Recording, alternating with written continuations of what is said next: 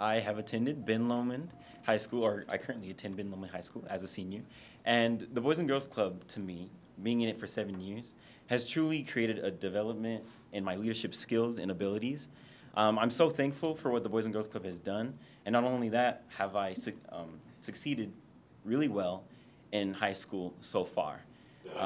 Like she stated, I have become Sterling Scholar for Computer Technology, and I'm just so thankful for the support team that I have behind me. Those aren't the only schools that I currently have applied to. I also have applied to Cal State Long Beach University and Denver University. I have gotten scholarships from all of those places, and I'm currently trying to figure out which places will give me the best tuition. So thank you for your time. Thank you. And Boys and Girls Club thanks you for your support. Awesome. Thank you. Well spoken.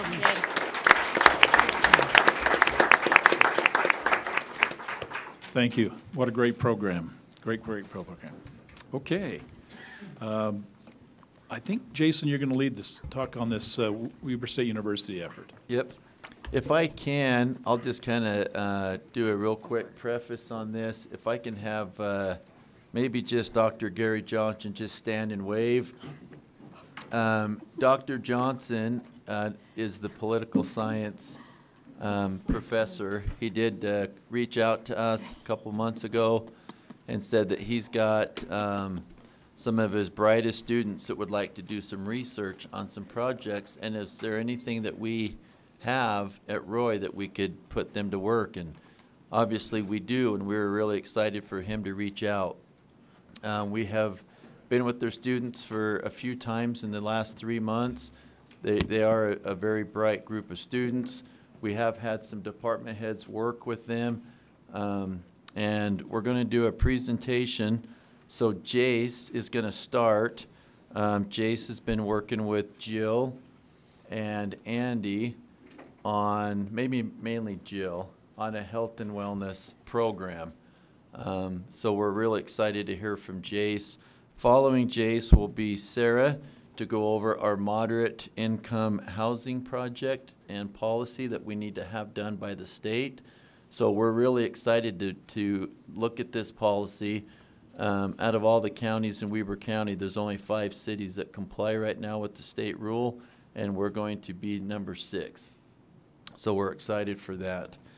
Following that, we'll have Ty, the big gun football player that's the O-line. He's the guard, highly sought after by the NFL Pro Scouts. Just kidding, Jace, or Ty. And he's going to be going over Municipal Park. So we're excited to hear from that too. So they've put a lot of effort, a lot of time into this research, and there's no doubt that we'll be able to take some of these projects and use. Council, you have a TV in front of you. Audience, you have TVs on both sides. So we're excited. Jace, it's all yours. All right. Thank you so much. As stated, I am Jace Zemchak. Along with me, I've been working with Braden Christopherson and Jill Dean. And we are really excited to present Gen Health. Gen Health is for the employees of the city of Roy, full-time employees, I should say, to help better their quality of lives and also their families. As you know, it's on the news every day that one of the biggest pandemics that America is facing every day is obesity and diabetes. This is no secret to any of us. And this is something that, Gen Health is going to be able to help lower, hopefully, in this community, the city of Roy and their employees. It is estimated that 39% of all adults face obesity. 1 out of 5 6 to 18-year-olds face obesity, and 1 out of 10 toddlers face obesity as well. As you see from these statistics from Forbes and the Blade, that these stats are staggering, and they're only getting higher each and every year. With that, Gen Health, we have a couple hopes and desires that this will change, is that we will help the employees of Roy have better habits with their health, lower health risks, less chronic diseases, better worker productivity. And with this will lower your time with sick leave. This will keep people more employed and getting projects done on time. This will save money, which is, well, the biggest thing that I see as well. It will save money for your employees and for your city budgets, which no one's going to complain about that. With that, we have the 3 Ds of a healthy lifestyle: decide, disconnect, and discover. First one being decide. Make the decision today for a healthier lifestyle. Eat healthy foods, maintain a healthy sleep schedule, make time for yourself and your family. Disconnect. Tune out distraction, tune into your family and health. With that being disconnect to reconnect with others, tune out the TV and tune into family. A family working together stays together. And discover. Find new hobbies and healthy activities. You know, this is some common sense with exercising 30 minutes a day, get involved in your community, walk pathways, hike trails. And then with this, there's simple things that each and every one of us are capable of doing by taking the road less taken.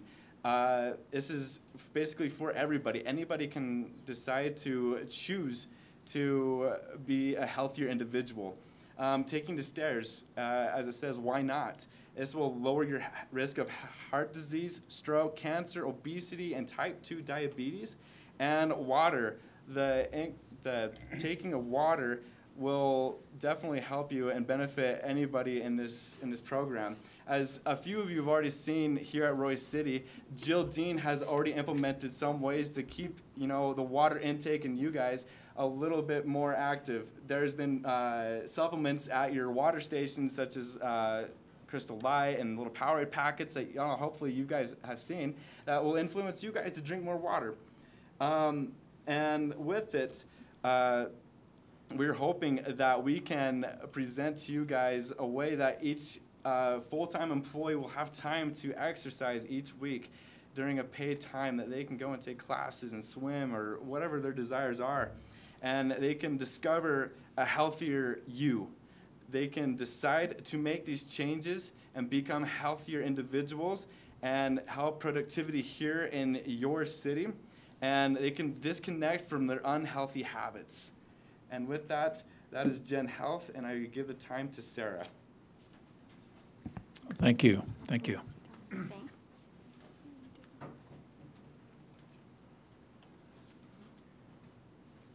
Sarah, if I can maybe embarrass you for just a minute.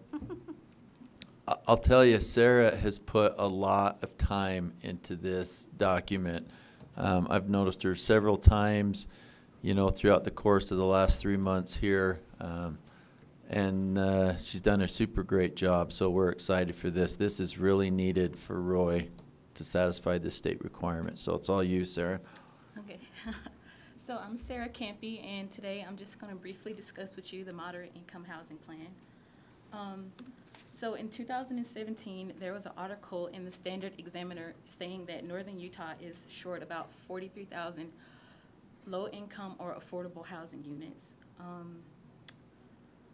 So according to some literature that I've recently gathered, the national housing wage that you need to make to be able to afford housing across the nation is just about $21 per hour for a 2-bedroom rental home. And if you want to just continue to read down the in extremely low-income housing, they need to basically give about 30% of their average income to be able to afford low-income housing. So a full-time minimum wage worker, they have to work at least 117 hours per week for 52 years to afford just a modest 2-bedroom home. Okay. Despite the minimum wage being higher in about 29 states, there's only 12 counties throughout the United States that where a full-time minimum wage worker can actually afford these affordable 1-bedroom homes.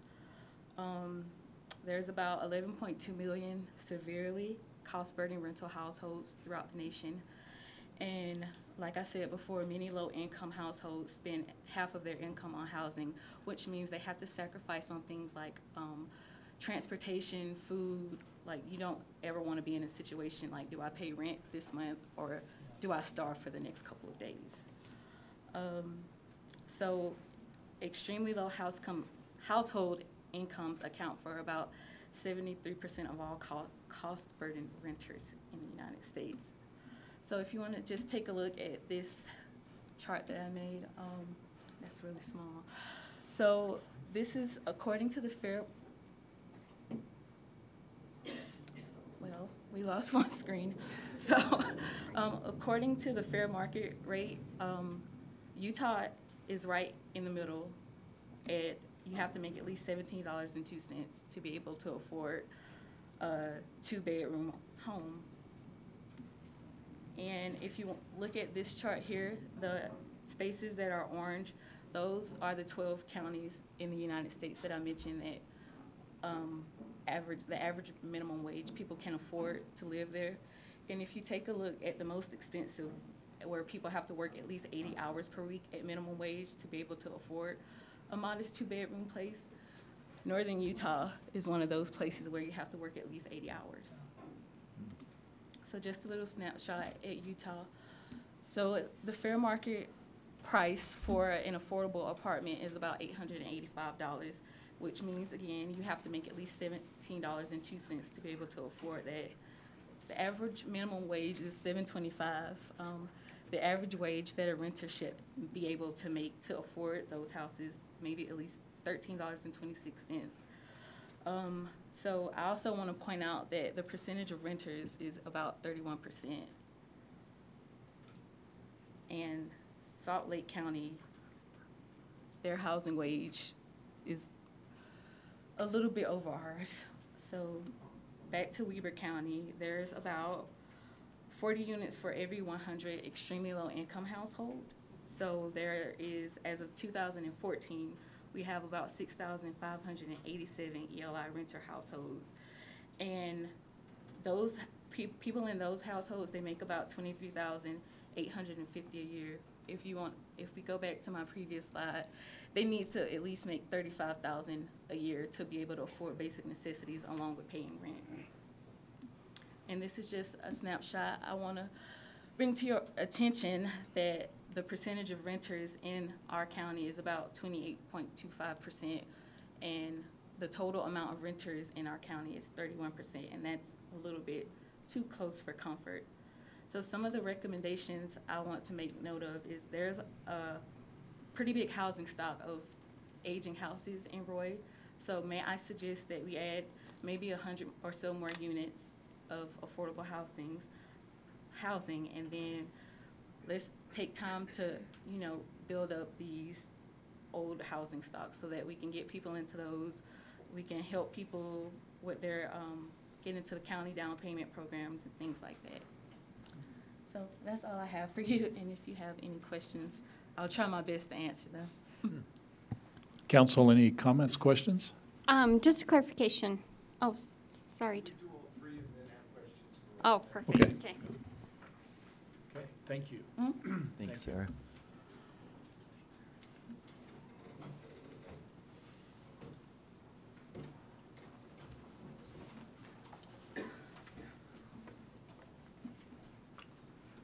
Well, name is Ty Whitworth, and myself, Jacob, and Jason did this project, and without further ado, we'll get started. Now, this is the current standing of the park. Now, one of the main features is the walking trail and playground. Now, the reason that the additional improvements are somewhat limited in terms of making a football field or soccer field or anything of that sort, it's a little bit limited due to the fact that slope, and it's a big health issue. I mean, you don't want kids getting hurt, right?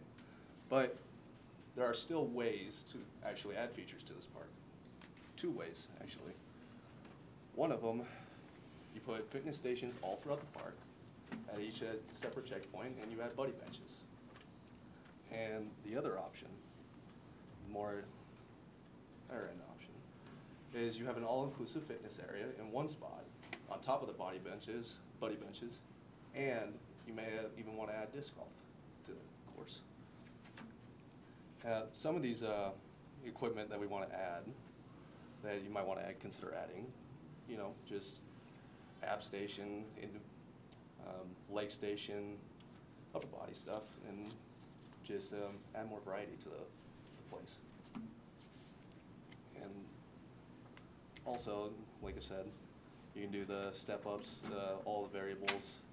This is more simplified version. This is the more all-inclusive option. And however, and the reason I wanted to really bring emphasis on the buddy benches was due to the fact that, A, it can serve as a rest station, but it can also serve as a means of social integration, socializing, helps kids meet other kids. I mean, some of the best friendships have been started based at, you know, just sitting at a bench. Now, and with that being said, Hey, Ty, can we go back one slide? sure. One more. And one more.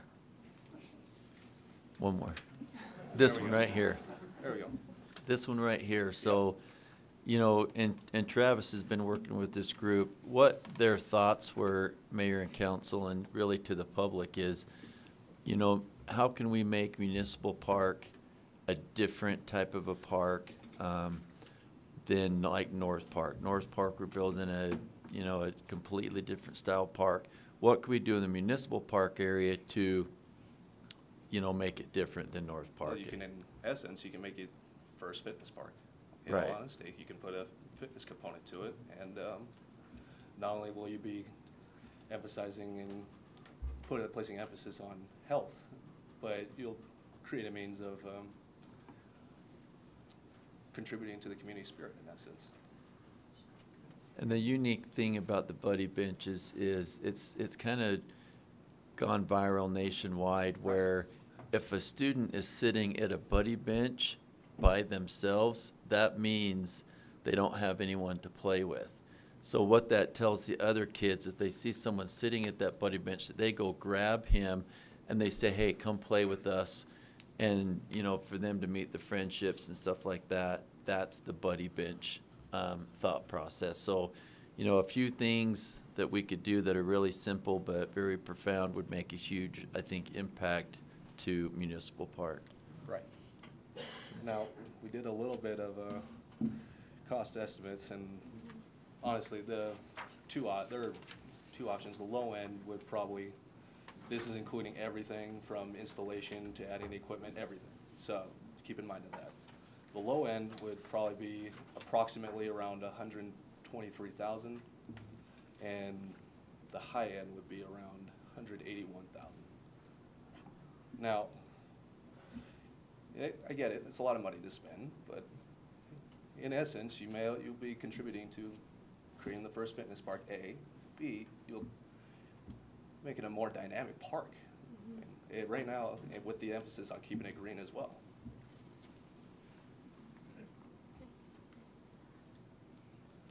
And without further ado, that is it. Thank you. Yeah, Okay, I've got one council question. comments, questions to the Weber State team? Okay, so I have one for, is it Sarah? Okay, or Jason, if you can clarify. So you made a comment that we needed to be in compliance with the state. Can you expand on that?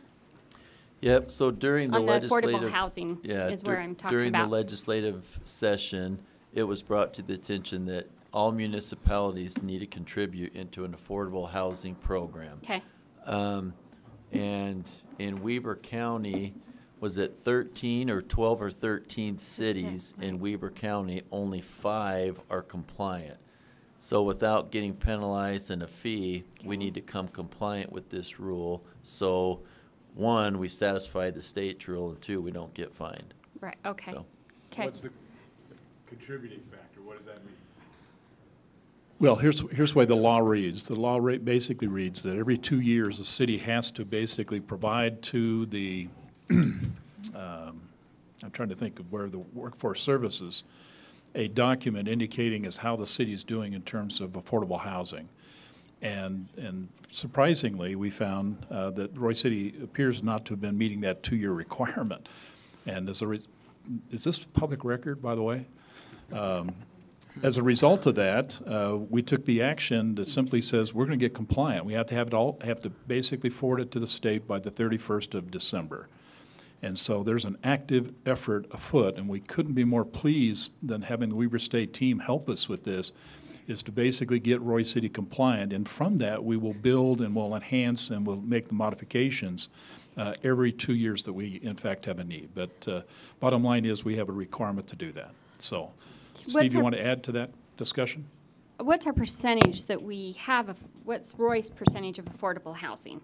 Do you know our And percentage? that's an aspect, and Sarah and the team did a great job of getting the initial data that Okay. we need. It's not completely finished. Oh, okay, so Um, there's going to be more information Yeah, that's there'll going to be stuff that we have provided to get. us? They Okay. got us the stuff for rental, now we Okay. gotta look at also home ownership and stuff. Okay. But they gave us a great starting point to begin. Okay. It's not that the Roy has to all of a sudden be in compliance with the numbers that's required. Okay. It's, we gotta have a plan. How is the city going to meet the demand? It may come out that we're 30 units short, or 100 units short, or 2,000 units short. But then we put a plan together of how are we as a city going to get there. Okay. At some point in time, we'll have enough or more, but we still have to have that idea of how we're gonna incorporate these modern to low-income housing. So then we'll be continuing to get information Yes. as far as like what Roy has out there as far as percentage where we can. I know you made some recommendations, but we'll just be getting more information on it, right? And then Okay. this becomes part of the general plan. It'll just be another chapter, and then it'll be Okay. updated every 2 years. Okay. Do Thank want you, me- Steve. Go ahead. Anyway, Any other mine's on the questions? park. Yeah. Comments? I have on the park, I noticed one camera, will that provide coverage for what area? They, and I'll answer it, Ty's bigger than me, so I'm gonna get ready. The camera in question would be mostly tied in with the school districts. Right. Okay? And cameras are something that we're in the process of looking to put into all of our parks. Recently, over the last 6 months, we probably had in excess of about $7,500 of damage to that playground at Municipal Park. We've looked at their camera. There's no way we can identify. I can tell you there was 3 of them. You know, that's it. So that camera right there would help on the playground. If we did add fitness features throughout the facility, there would probably be a greater need to add additional cameras. But that's just one that we would tie in with the school district. Was additional cameras, were they included in the high and the low? No, no. Okay, Just the one. Not at all. okay. No, sir. Okay, so my questions on the park is, it looked like one of the recommendations was to take out the baseball diamond. So is that not being used? And then twofold to that, is this park being used for any of the recreation programs that we have? I'll answer that question. The baseball diamond's still there. We covered, as far as backstop, bleachers, benches, things like that. We covered it and turned it into an all-dirt field. We are very limited in the age group we can play there because of foul balls. If we were to pull that pitcher back up, the proximity of that field to houses is very tight. So we did a study on it and found that we couldn't play anyone above probably 8 years old on the field. We use it as a practice site. We do not play games there, but we do schedule practices at that location. As far as other recreation things, and Ty addressed this in his presentation, the slope of that park is pretty steep. We have gone away, my first year at the city, we were having teams practice there, Little League football teams practice there, and we suffered more sprained ankles at that park than at any other location. And we attributed it to the slope of the land. One of the things that I think this group did a great job of trying to point out is, but there can be valuable recreational aspects to this park. I don't think it is in a football field. I don't think it is in soccer fields. I don't think it is in those kind of things, but we wanted to enhance the current amenities there. And the two most used amenities at that park by far are the walking trail and the playground. We went and met with Municipal Elementary, and we asked them, what are some of the things you guys would like to incorporate with us, trying to create a partnership with them. And we kind of worked out the aspect of fitness, because it would give their older kids more things to do, to tie into the first report of youth diabetes and obesity is a big concern with the school district, so fitness equipment. That's where disc golf was discussed. That's also where we learned about the buddy bench, that I won't reiterate what Jason already talked about with it. But we felt that adding some of these features would make this a unique park, different from other parks, and enhance its current amenities, because we think those are the key amenities to that location. Because that was my question, because I know a lot of our parks are very full with a lot of our rec activities, and to lose a park, not, use our rec activities, I thought would be kind of detrimental to us. But since it's not being used for any of our rec really activities as far as games go, then I can see a good use in making this park a little bit different and making it more unique, like you said, to be able to pull a different type of citizens to that area that could benefit from these things that you've suggested. Okay, thank you. Okay. Council, any other questions? Yeah, health and wellness guy.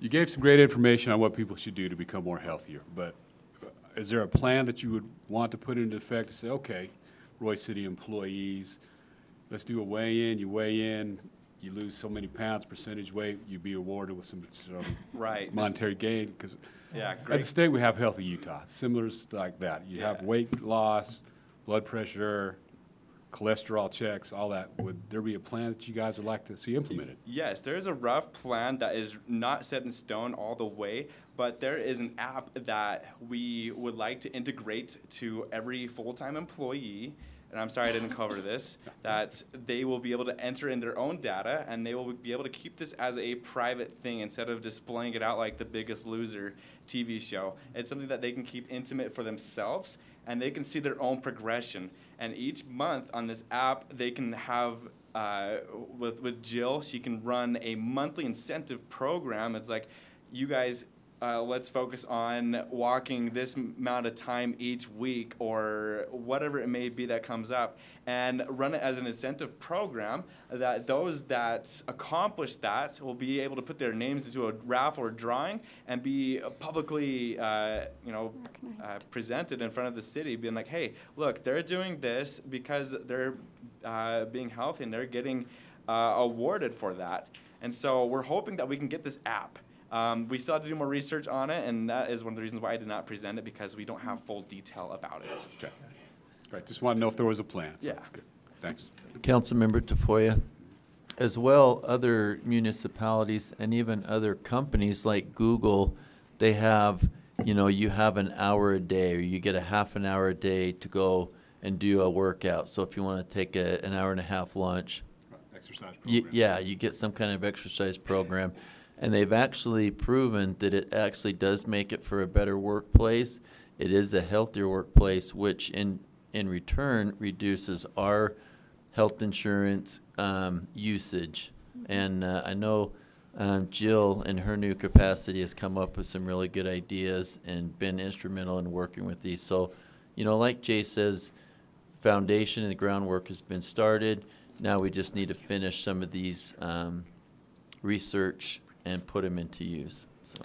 Mayor and City Manager, I'm very pleased and happy with the presentation that was given by Weber State and their students. I'm really looking forward and excited to more input and more insight and information that can help us in the future. So really, it's very, very well presented. Yeah. I appreciate it. We want to say thank you. Anytime we can partnership with Weber State, this is great for the community. Obviously, we send a lot of our best and brightest to Weber State to help us to educate and move forward, and to have that feedback to come back and actually bring that talent and skills back to us so we can utilize it makes a big difference to us. So thank you very much. It's a wonderful effort. Okay, let's do it more often. Thank you. Appreciate Mayor it. and council, they would like a picture with the council so they can send it to Weber State. So if they could, students could come up real quick, get the picture with you guys. You want us down? Yeah. Okay.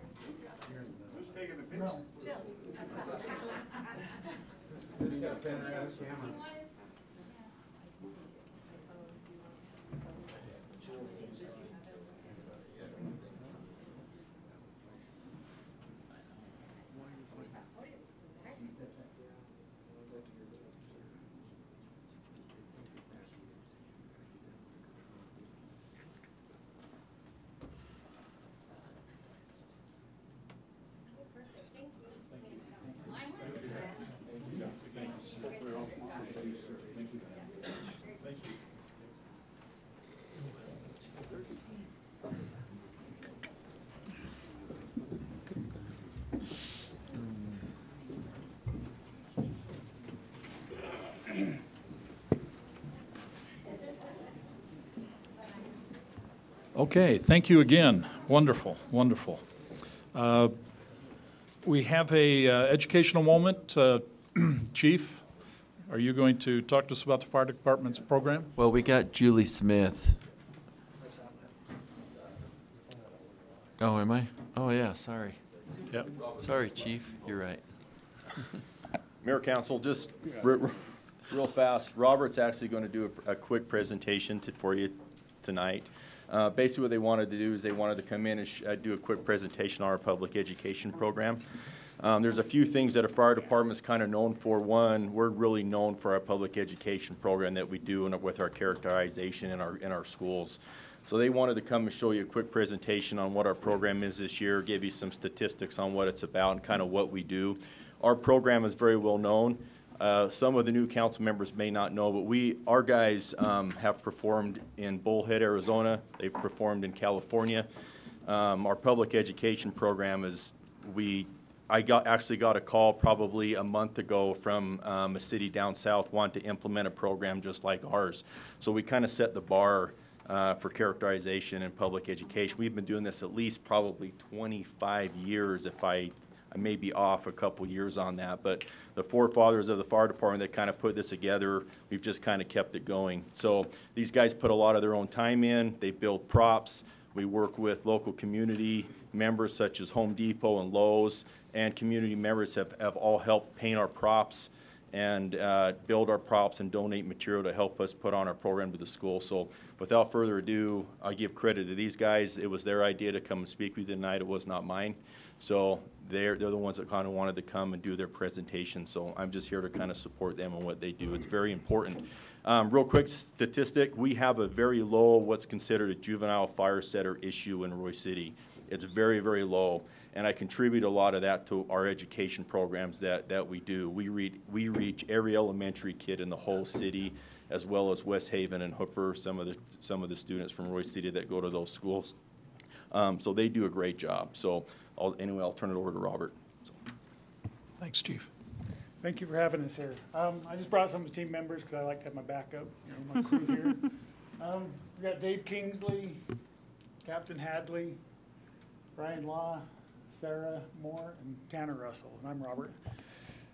So when you think about firefighters, what do you think we do?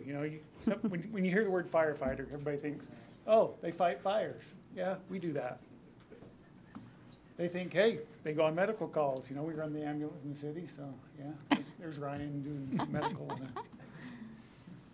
We have HIPAA issues, so we have to use certain pictures. We deal with hazardous materials. We have people that deal with our hazardous materials. We're educated in that. We also do search and rescue. Okay? Do trench rescue. We do high angle rescue, those types of things. We're all cross-trained in all of these areas. We cooperate with other city departments, you know. Our city manager is big on interdepartmental cooperation, so we do some of that. We let the police fight fires, and sometimes we let the firefighters be policemen. We work out. Goes right along with the presentation from the Weber State University there. You know, we have a good gym here at the city, and we appreciate that gym. We as firefighters have a unique opportunity that we do have time during the workday to work out, so we work out, some of us harder than others. We also have time to relax. As you know, we're here for 48 hours at a time now, 48 hours on, 96 hours off. So we have time to relax and play games. And the main reason we're here tonight is we do public education. And to those of us on the public education team, that is one of our biggest goals. The goal we have as public educators is to work ourselves right out of a job. We go into classrooms, we teach the city, we work really hard to put ourselves out of the job, reducing fires, reducing accidents. Every spring, our public education team, these people behind me and the rest of the team, take our 100 years of combined experience and make a show that we take into the elementary schools. I want this number to sink in for a second. We reach 4,000 to 4,500 K through 5 students every spring.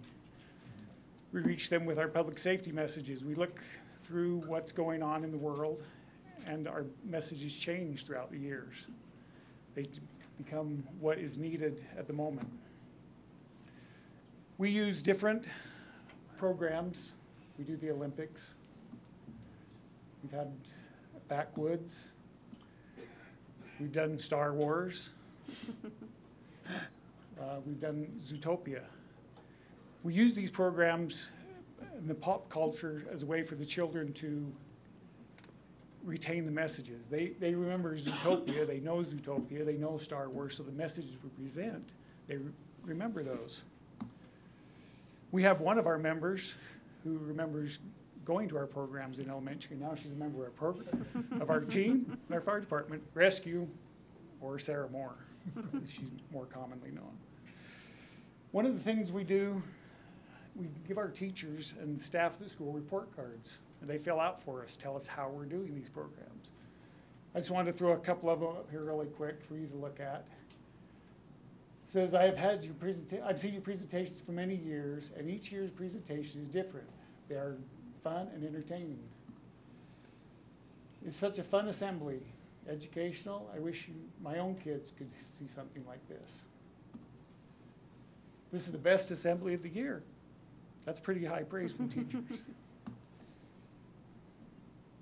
No suggestions, maybe one. Come back next year. Here's a teacher who's been teaching for 13 years and still enjoys our programs year to year.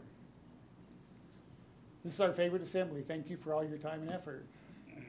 Now, since it might seem like we're tooting our own horn, we're not perfect. We make mistakes. This one says the song was hard to understand, so we try to improve on these things. It says Nick's volume was good, but at the back of the cafeteria was a little too quiet.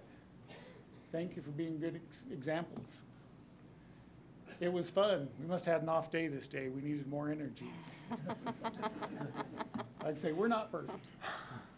Those with bikes need to speak more slowly. Judy? So we just wanted to bring this to you and thank you as our city council for supporting this program. We know there's budget issues. We know that there's lots of places for the money to go, but we wanted you to know what we do and why we do it. It's for the children. We appreciate you, and we want to invite you as city council and mayor to come to join one of our shows this year. We're starting our shows next week. You will all be getting or have gotten an email with our schedule. We'd just like you to come and see any one or all of our shows that we have scheduled. If you haven't got that email, you'll be getting it in the next couple of days. We'd like to thank you once again, and want to know if you have any questions about the program. Council, comments, questions? I think it's great. I met with the chief a few weeks ago, and he told me a lot about the public education. My son started in the firefighting program when he started in college, but he ended up deciding, because when you get into it, fighting fires is a minute part of your job. Your number one job is preventing fires and education of preventing fires. So I understand that, and I understand the importance of the program that you guys have put in place out to those kids. I think it's very worthwhile. Chief also said that there's a lot of other programs and stuff that you guys are looking at to get more active into the community and be more active with our citizens. So that's something that I think us as council members need to know so that we can be more involved in those. But we thoroughly appreciate all that you guys do in getting out to those, especially those young kids, to help them to make sure that they know how to prevent fires and, you know, what to do in case of an emergency. So appreciate it. Great comments. Other comments? Just thanks. Thank you. I will indicate to you, I have witnessed the performance. It's absolutely incredible. And it's a half an hour, 45 minutes, but I'll tell you, those people that watch that and witness what you do and how you present, they just can't keep their eyes off of you. You've got an educational moment that you're sharing, and I'm telling you, it makes a difference. Made a difference with me, and I'm a little older than some of the ones in there. But the fact of the matter is, it was spectacular. And I share with this thought, if all of the all of the fire services were to do what you're doing in this great city, I'll tell you, it'd make a difference across this state, and I think across the country. It's wonderful. It actually makes a difference, and we applaud you for the great effort you provide. Thank you. Yeah. Wonderful. I want to know where the dog's at. Where's the Dalmatian, the real dog? The former chief let that fall through, just so we know. I remember when that was approved, and I knew who was on watch. Thank you again. Wonderful effort. Thank you. Yeah, Chief, they need a round thank you. of applause, yes.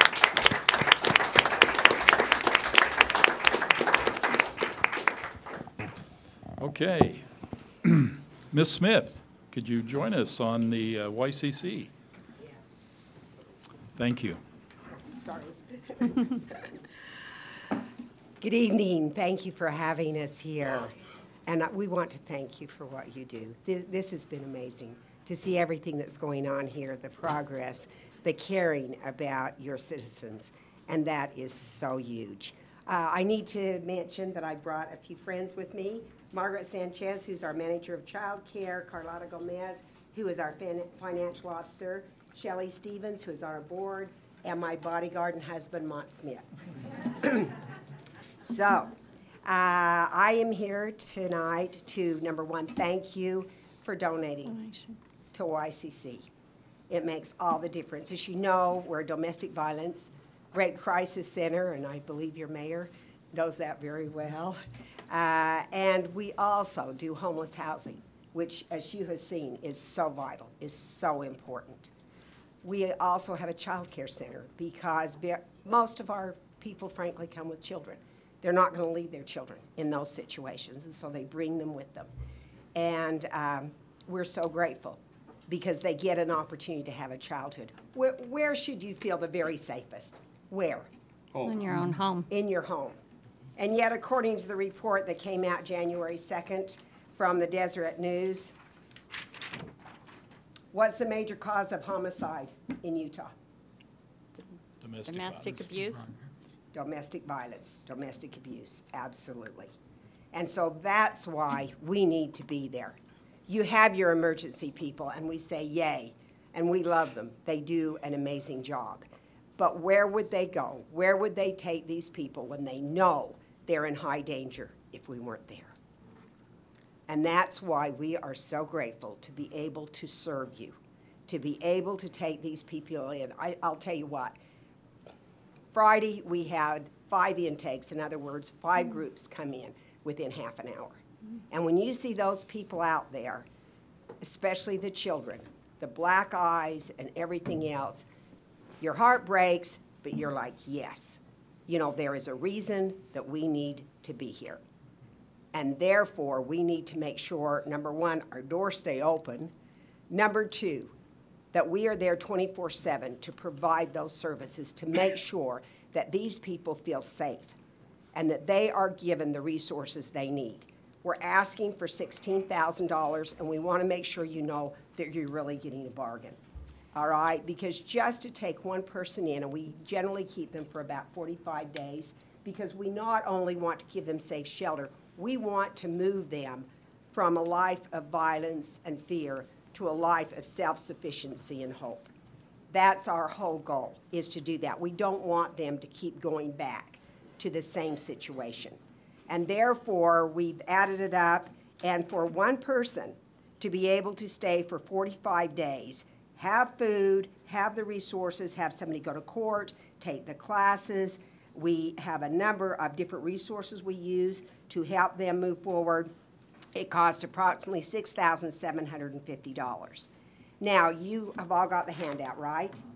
Okay, so how many people from Roy received our services in the past 6 months? It looks like Has anybody read 50. that?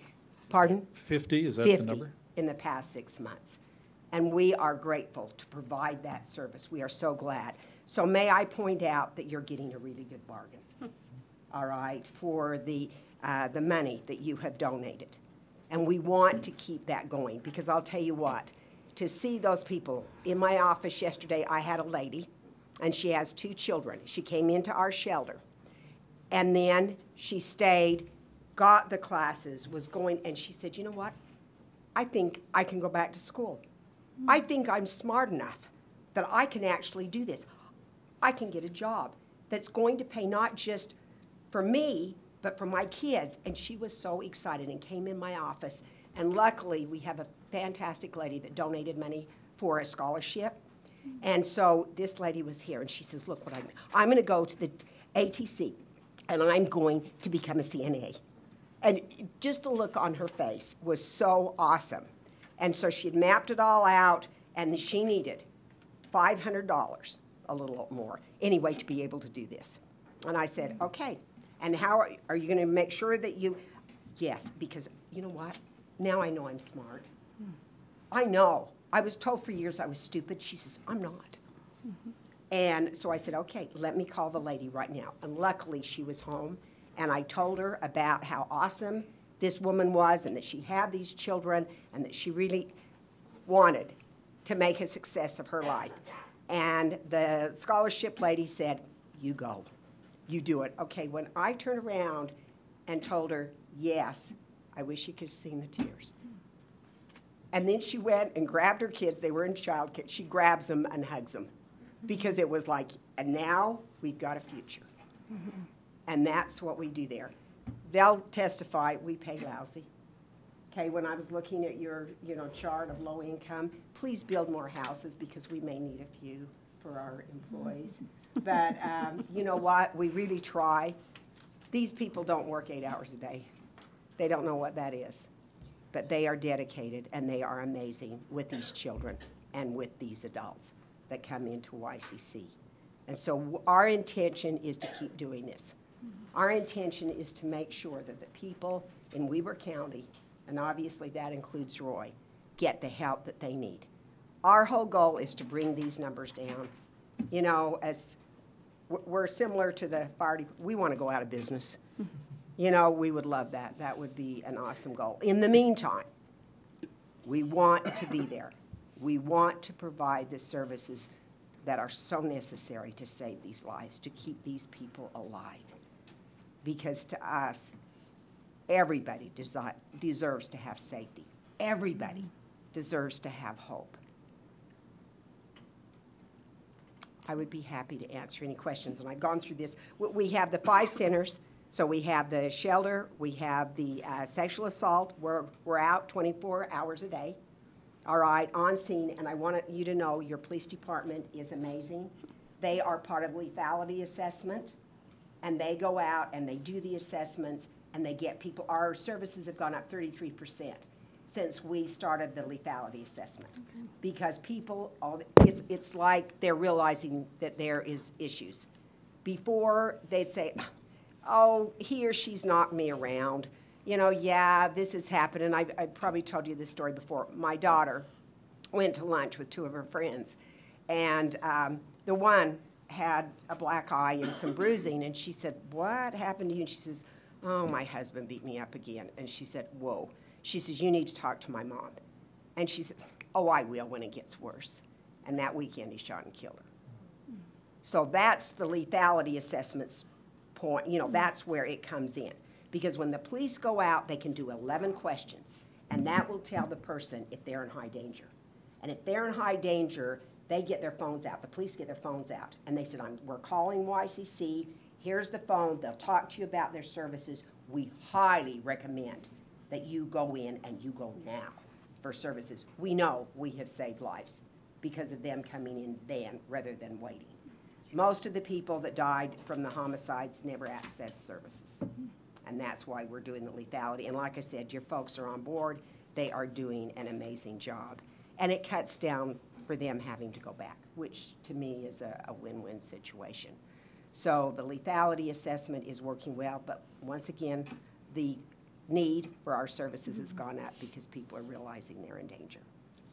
So we also have the child care center. We love it because we have a safe place for the kids to come when they come in. And they do an amazing job to watch these kids so traumatized come in and then watch them start to smile and laugh and play. It is amazing.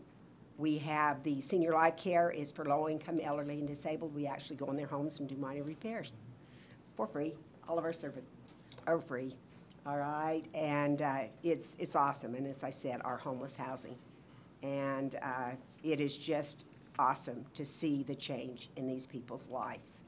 We want to make sure we're there. The classes we teach, I have to tell you, we were doing prevention, and they took away the money. They ran out of time at the legislature and didn't vote to give us the money. So part of what we will be getting from you folks, if we can get it, would go towards prevention, because we've got to keep that program going. We have just got to make sure that the kids in the school realize that good relationships are what needs to happen. So we're working on that. I would love it if you have any questions. I would be, happy to answer them, and we've got our folks here if they need to answer. So, Council, questions, comments? No, I think it's great. I have a personal relationship. My mom works at YCC there on Tuesdays. So, no, she tells me a lot about it, and it's a great program. But the one thing, Jason, I have for you, I know we talked about this before in the past when we did our donation last year, that we were going to make sure that it was in our budget. I want to make sure that that is calculated and stuff as we're going into budget. Yep, so just season. to answer your question, it is currently in as a proposed budget amount for the 16,000. This budget won't be approved until June. So we have some budget meetings coming up. Right. But if I can make a recommendation as well, that I think we're changing it to contributions right. to people in need in Roy. So it may be, Roy High may say, hey, we need some money, or another, organization says, hey, we could use some money, just so we're not, if they say, hey, why are we giving it all to this organization? We have needs too. So we put it in there such that, I'm trying to remember the name, charitable donations like or that. Discretionary funds. Yeah, making yeah. it more line items. Community rate. Yeah, so we can Yeah. line item. So, Okay. yes, but that is currently written in the budget. Perfect. And maybe I have a question for our police chief, and I don't want to put him on the spot, but Carl really works with the victim's advocate. The victim advocate is a huge part of this process, and, she's, Julie's right. They come in, talk to the victim's advocate, which is Nicole, and I don't know if, Carl, if you have any working with Nicole, any stats that. First off, we were one of the first agencies in the state to ask for the lethality assessment. We wanted that before it was even implemented, and we use it, and we love it. As far as supplying statistics, I talked with Nicole today, and unfortunately, we get no statistics from them, so I can't give you anything about what kind of service we'll fix that. we've got. We don't know if we have one or none. We have nothing. Okay, So. let's work, because I want to make sure you're getting the information that you need. Okay, so just, if I can, Chief, Yeah. how many Roy residents, is that what you're talking about? Yeah, I have no idea. We never get feedback to know if they've used the services or not. Even though we recommend it, we don't know if they've actually been serviced. Okay, Julie, you guys can work on that part of it. Yes, and Okay. I have to say, because of the confidentiality historically, you've got we were not tracking where people were from. I mean, we just took them in, we went by zip codes. It wasn't until I started going out to the different cities and people were going, we don't have a problem in our city. And I went, so then I went back and said, okay, now we need to start tracking by city rather than zip code.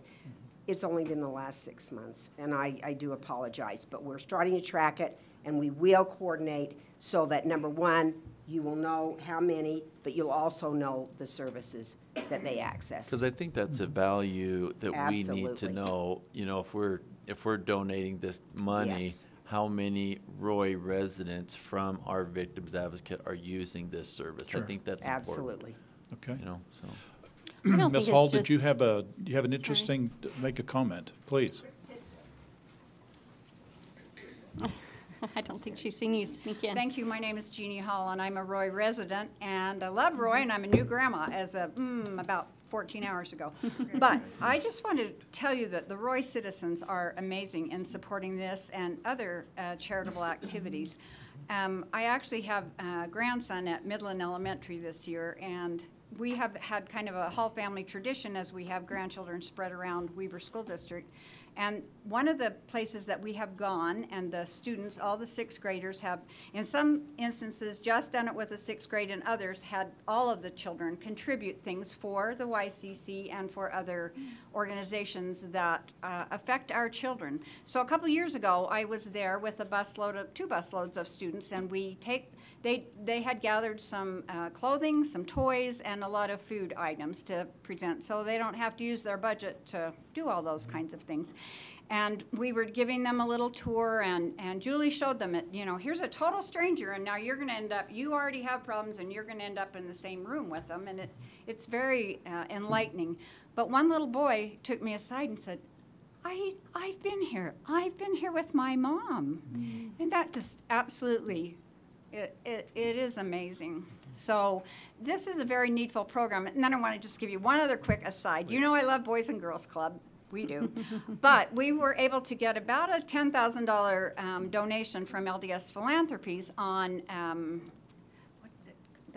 where you have the little kit when you come. You have a toothbrush and you have a washcloth. Hygiene kit. Thank you, I should know. So all the kids at Boys and Girls Club, including one of the council members, came and sorted all these wonderful things, and then we took some to the YCC, we took some to Catholic Community Services, we took them to different, some to the Rescue Mission, we took them different places. And these are Roy kids serving others, and then it's wonderful to have groups come and say, we'll give you this if you'll take care of it and distribute it in your city, or in your county, which we did. So thank you, Roy City. I am so honored, so blessed to be a citizen of Roy, and thank you.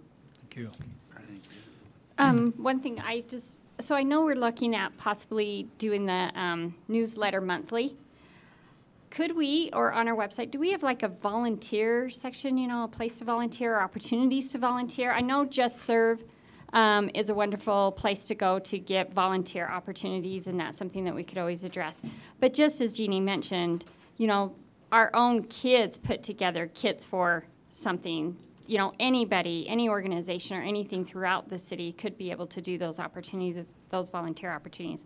And I just think it would be great just to list, I think it's a great putting together, things to donate to YCC, things to donate to Boys and Girls Club, things to just be able to donate to your community. Yep, great idea. It looks like Morgan's writing it down, and we Okay. got our IT guy here too, so we'll work on that this week. Okay, Okay. thank you. Council, any other comments? Thank you so much. By the way, I appreciate you entertaining us when we came and seen you. It was a great exchange of great information. We appreciate it. My eyes were open. The information was incredible. That's a And good you program. created a great service. Yep. Thank you. Appreciate Thank you. Thank you, Yep. everyone.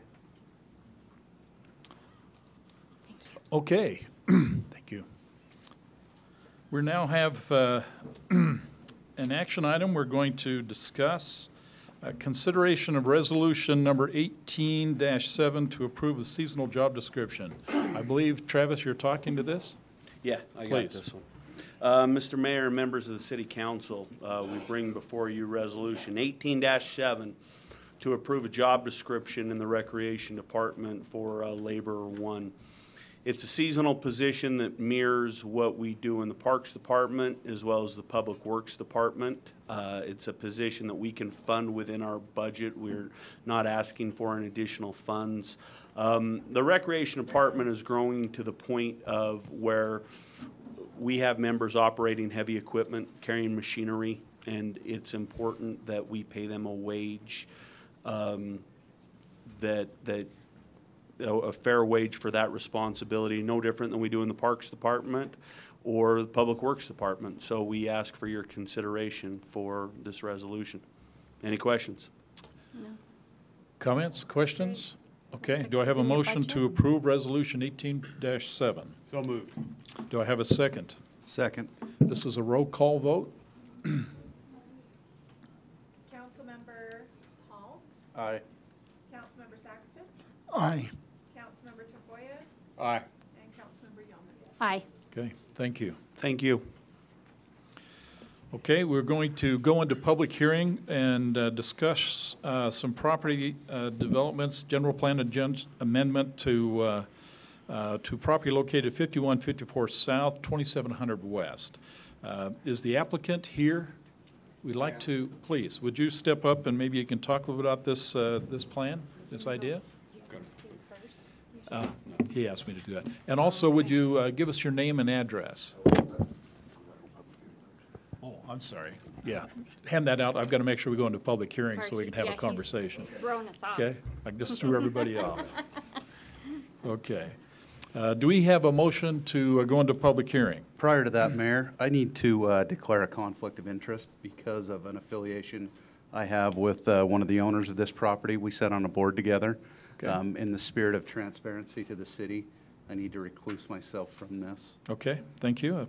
Good to have that. Luckily, we have 3 left because we have to have 3 to have a quorum. Okay, do I have a motion to go into public hearing? Here, I'd like to make a motion, we go into public hearing. Do I have a second? I'll second it. Thank you. All in favor? Aye. Any opposed? Thank you. Please, could you give us your name and your address? My name's Doug Terry. I currently live at 2509 West, 5175 South, but I own the property in question here. As you can see, the majority of the property west of me is storage units. The other property west of me is zoned industrial. I own the house to the north.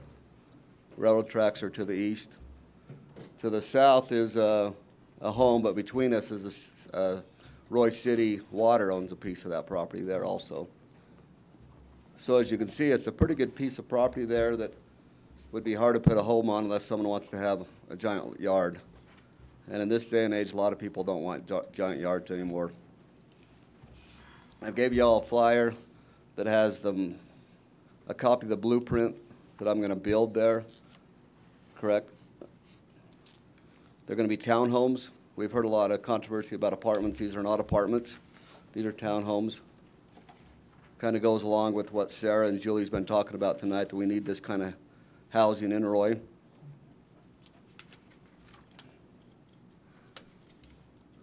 It also has a couple of concept drawings that I've given you also. This plan has already been approved by the city planners. They felt very favorable about it, that everything looked good to them. We moved forward to approve this plan. Townhomes will have an HOA. They'll be upkept very nicely. So they'll be, I think it'll improve the neighborhood myself.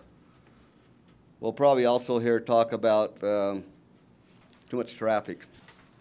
When I bought this home, probably 35, 40 years ago, there was maybe 5 cars a week that went past my house. The road to the aquatic center was a dirt road. Since then, times have changed. We have a street light at 4800, one at 5600, then the road down to the aquatic center. So there's a lot of good access there. Probably 90% of the traffic on this street is not from the people that live there. People coming up from Hooper going to Hillfield or wherever they go. So I don't believe me building 24 townhomes would impact the traffic that much. that's kind of it in a nutshell. Do you have any questions for me? Comments, questions at this point? Just one. What are we looking for the cost for one of these units? I have brought a broker with me that's also a realtor that she's going to discuss that with you. I would guess maybe $225 to $245. Okay. But that could change based on market. That's affordable housing. That is affordable housing these days. Crazy, huh? Okay. Yeah. Thank you. Thank Steve, would you like to talk about this as it relates to the city? Thank you. Thank you, Mayor and Council. As mentioned, this is, again, a request for a general plan amendment. I want to say it's from, left my notes over here. Medium density, single family to a very high density resident, multifamily, along with the zoning change request from R18 to R3. As he mentioned, when you look at the future land use map, it does call out to remain as medium density, but it's really when you get to the zoning map that really becomes something that's like you kind of question. When you look at this future land use map, the streets or the parcels on the west side of 2700 West are deemed to be low density medium or low density single family, but when you look at the zoning, that's all light manufacturing. So obviously already the land use map doesn't meet the zoning map or vice versa, however you want to call it. So you do have a lot of businesses that are in there, but you do also have a bunch of homes that are in this light manufacturing zone. So don't let the zoning say that there is no residential, but there are. There is an R3 zone just to the southwest. There are a couple fourplexes, and then as you head a little farther west, there's, of course, more multifamily R3 zone. The Planning Commission did have a public hearing on this. As you can see within your staff report, there was quite a bit of conversation and dialect within the public hearing part of it as well. The Planning Commission did recommend this time, where 2 years ago they recommended denial. This time they did recommend approval because there was more information at this time provided of what was going to be there. Prior to that, we didn't know if it was townhomes or apartments, if it was how it was going to really be. So the Planning Commission and staff have only looked at the rezone requests, not anything else. We wouldn't look at anything else, and we wouldn't make accept applications until the zoning met what they're proposing.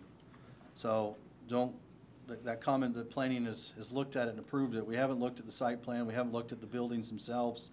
You know, the number of units, we haven't looked at it. Does it meet the requirements for the amount of green space and stuff? So it really is, these are more guidelines of what they would like to do. Of course, if it is approved, then they would go through the Planning Commission, go through that aspect of trying to get it all into compliance with the ordinance. So staff and Planning Commission would recommend approval at this time. Okay, comments? Steve, if we left it as is, how many homes would we fit on that right now as an R1? That was my As question. an R18, well, it's 2.16 acres, 8,000 square feet. You're probably 12. Okay. Depending on really how they develop it. Okay. You know, if they put a cul-de-sac in, I can't calculate and say that the cul-de-sac itself, how much that would eliminate. 10 to 12 homes, Yeah. let's just say.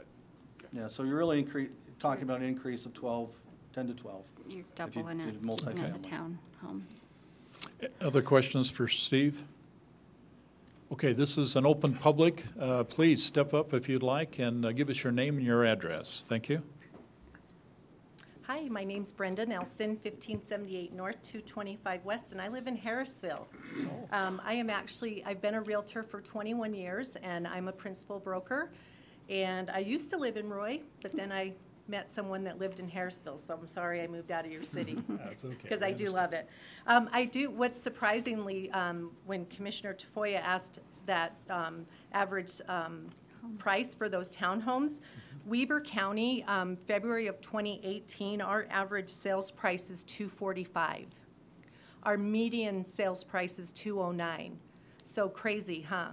So those will probably be priced somewhere between $225 and $250. Unfortunately, most of you have experienced our market's insane. We have offers, 10 offers on one property. Anything under 200,000, there's just not enough housing out there. So I would like to, hopefully you'll think about this, because what this will open up to our county and our city is our people that are renting. Now they can hopefully get into something affordable and purchase a home, and then we can maybe work with Julie and the other accountability issues of getting some of these people that need to be in rentals and getting the other people to move up to purchasing homes. One other stat that I pulled up for the Planning Commission, I did a search in Roy City. I did a search 200 to 250 just to see what was out there, and there were 9 properties on the market. That's low. And then I also did 150 to 200. There was 1 property on the market, and unfortunately that'll be the 1 property that will have 10 offers. So we're struggling out there. We're struggling to get buyers into homes. So we're hoping that you will consider this rezone, and we can put in some nice townhomes and keep moving, keep growing, right? Okay. Oh, and one more thing, sorry, Yes. and I'll make it short. I did spend a lot of time at the legislature where they did talk about the housing bill, the affordable housing, and they are really trying to get the cities to work, plans with their general plan and getting us up to par on bringing in some more housing. So thank Okay. you for your time. Thank you for your comments. Anybody else would like to take a moment and share your thoughts with us? Please give us your name and your address. Hi, my name's Lori Johns, and I live at 2840 North, 800 East. I'm from North Ogden. Okay. And I work for Prime Lending, so I'm a mortgage originator, and I've been a mortgage originator for about 15 years. And there's something special about about Roy. There's so many of my clients that come to me, and they want specifically Roy. And I also work with Brenda and other realtors, so I can definitely say that there's not enough housing out there right now, especially not enough affordable housing. And what Doug Terry is looking at doing is really opening up a really big door for a lot of people. You might have some older people that maybe want to move out of their home and move into something without a yard, but they want to stay in Roy. So it's got a great opening for those who are wanting to get out of the renting status and get to become a homeowner. I also work with Weber County with Laura Peters. She works for the grants with Weber County, and she does grants for home buyers. Her goal is to get those who are renting to become home buyers. They have a $5,000 grant, and that's one of the first things that we look at for these people that need affordable housing, is if we can get these grants for them, and then where do they want to live. Most of the times, they all want to come to Roy, or they don't want to leave Roy. They're renting here and they want to buy here. So I really feel that opening up these properties is going to definitely help, plus get some affordable housing here. Okay. Thank you. Thank you for your comments. Okay.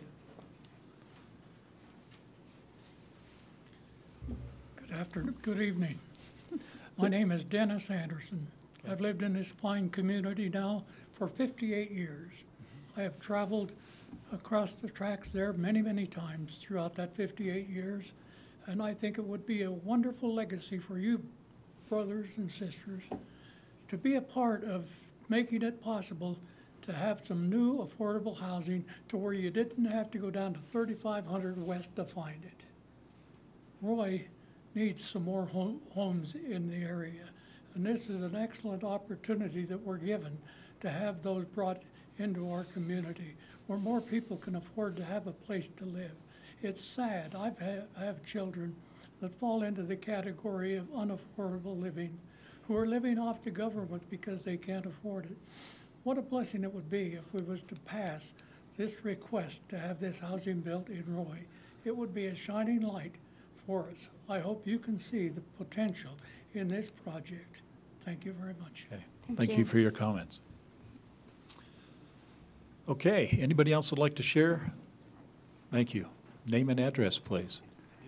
Tanner Skadden, 5263 South, 3750 West. Roy, of course. Similar cities in Weber County, especially North Ogden and in its own, has come up with a formal base code of 40 units per acre if it touches Washington Boulevard. This is a unique road as I looked at it on 2700 West as I drove by this, as I have a piece that's 2 slides down to rezone. I really think that you ought to actually consider more zoning here. As you had the college come in and say that we don't have affordable housing, I quickly ran a mortgage calculator at 4.4% interest, which I've seen in my life. You guys have seen it probably in the 14 percentile range. That's an $1,157 mortgage payment. If anything, I would like to see 2700 North go into a formal base code where you could up to 40 units per acre, and that allows the City Council and Planning Commission to do a development agreement with the city. Thank you for your time. Thank you. Okay, anybody else would like to share their thoughts? Oh, please, if you'll give us your name and your address. Thank you. Thank you. My name is Eduardo Robles. I live on 2697 West, 5350 South, which is about within 300 feet, and that's why I received a notice last time. Now, this planning, that was not on the meeting that took place before. There's no plans really. We didn't know what he was planning to build. Most of the residents opposed the idea. In fact, there's only one that was in favor of it. Everybody else that lives within the 300 feet opposed the idea. Thought it was a terrible idea based on traffic, apartment complexes which we have an experience with. Usually, problems with crime and so forth. One thing that that a lot of residents mentioned was traffic. There is a traffic issue in that road. It's not necessarily from the apartment complexes being in the area, but you have a bunch of complexes around the area, and that's where the problem begins, or one of the additions. And another problem with the cities further west and further south there really hasn't been an improvement on a road in years, other than 5600. The roads basically have been the same for 20, 30, 40 years in some cases. So a lot of residents also oppose the idea of high density, which everybody thought was apartment complexes. Now, we did not have this in front of us, or it was they call it a draft. Now, if you're a developer, it makes perfect sense, but if you're a resident, which will be affected by it the most, especially like me, that I live 300 feet within. Now, the problem that the residents had was that they wanted to put the high density. Now, it's already a R1, which is residential. Why not keep it that way? That was the idea of most residents surrounded by it.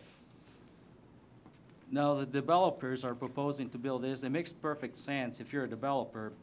If you're a resident, it's a terrible idea. And to most residents, it seemed like it was more about money rather than affordable housing. Now, the houses that were built, not 300 feet, but let's say 600 feet on 4800 North on the new residential neighborhood, they were selling for $280. So to me and to everybody and the resident in the vicinity, $250 really doesn't make that much of a difference. It's not affordable. $208. Why buy a townhouse when you could buy a house for $280, which they were selling for, not 300 feet, but 600 feet away to the north? That was a terrible idea. Now, the other thing that they're not saying is that this area all around it is R1 residential. To the south, it's mostly R1. There's a lot of houses that are going to be affected by this. Nobody wants this type of developments because they usually attract crime. And then also, if you look at the schools around it, most of them are Title I, which means poverty, high poverty area all around it. So why would you want to build some more townhouses? They're not going to bring those residents. They're going to bring whoever can afford them. And at that point, it's not affordable. Like I mentioned earlier, $250 versus $280 for a home that you can own yourself.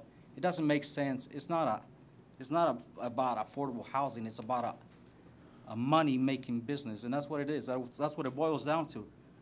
Now, I did some quick numbers based on the previous number that they mentioned, that the two developers mentioned earlier.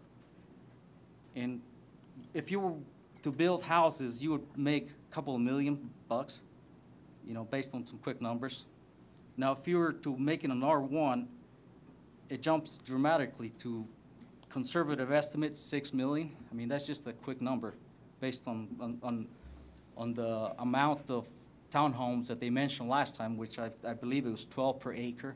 And that was just a number. I don't know the exact allowed. So if you were to make a house, based on my numbers, you know, a couple of million to, if you make it an R3, which jumps it to 6 million, it's not about residential, about solving shortage of houses. It's about making money, and that's what it boils down to. Thank you. Okay, thank you for your comments. Name and address, thank you. My name's Eric Hay. I live at 5063 South, 2875 West, just around the corner from this proposed. My daughter lived in townhouses like this on the south end of Hill Air Force Base. There's no parking. If family goes to visit, there's no place to park. There's barely room in the driveway for the 2 cars that park there.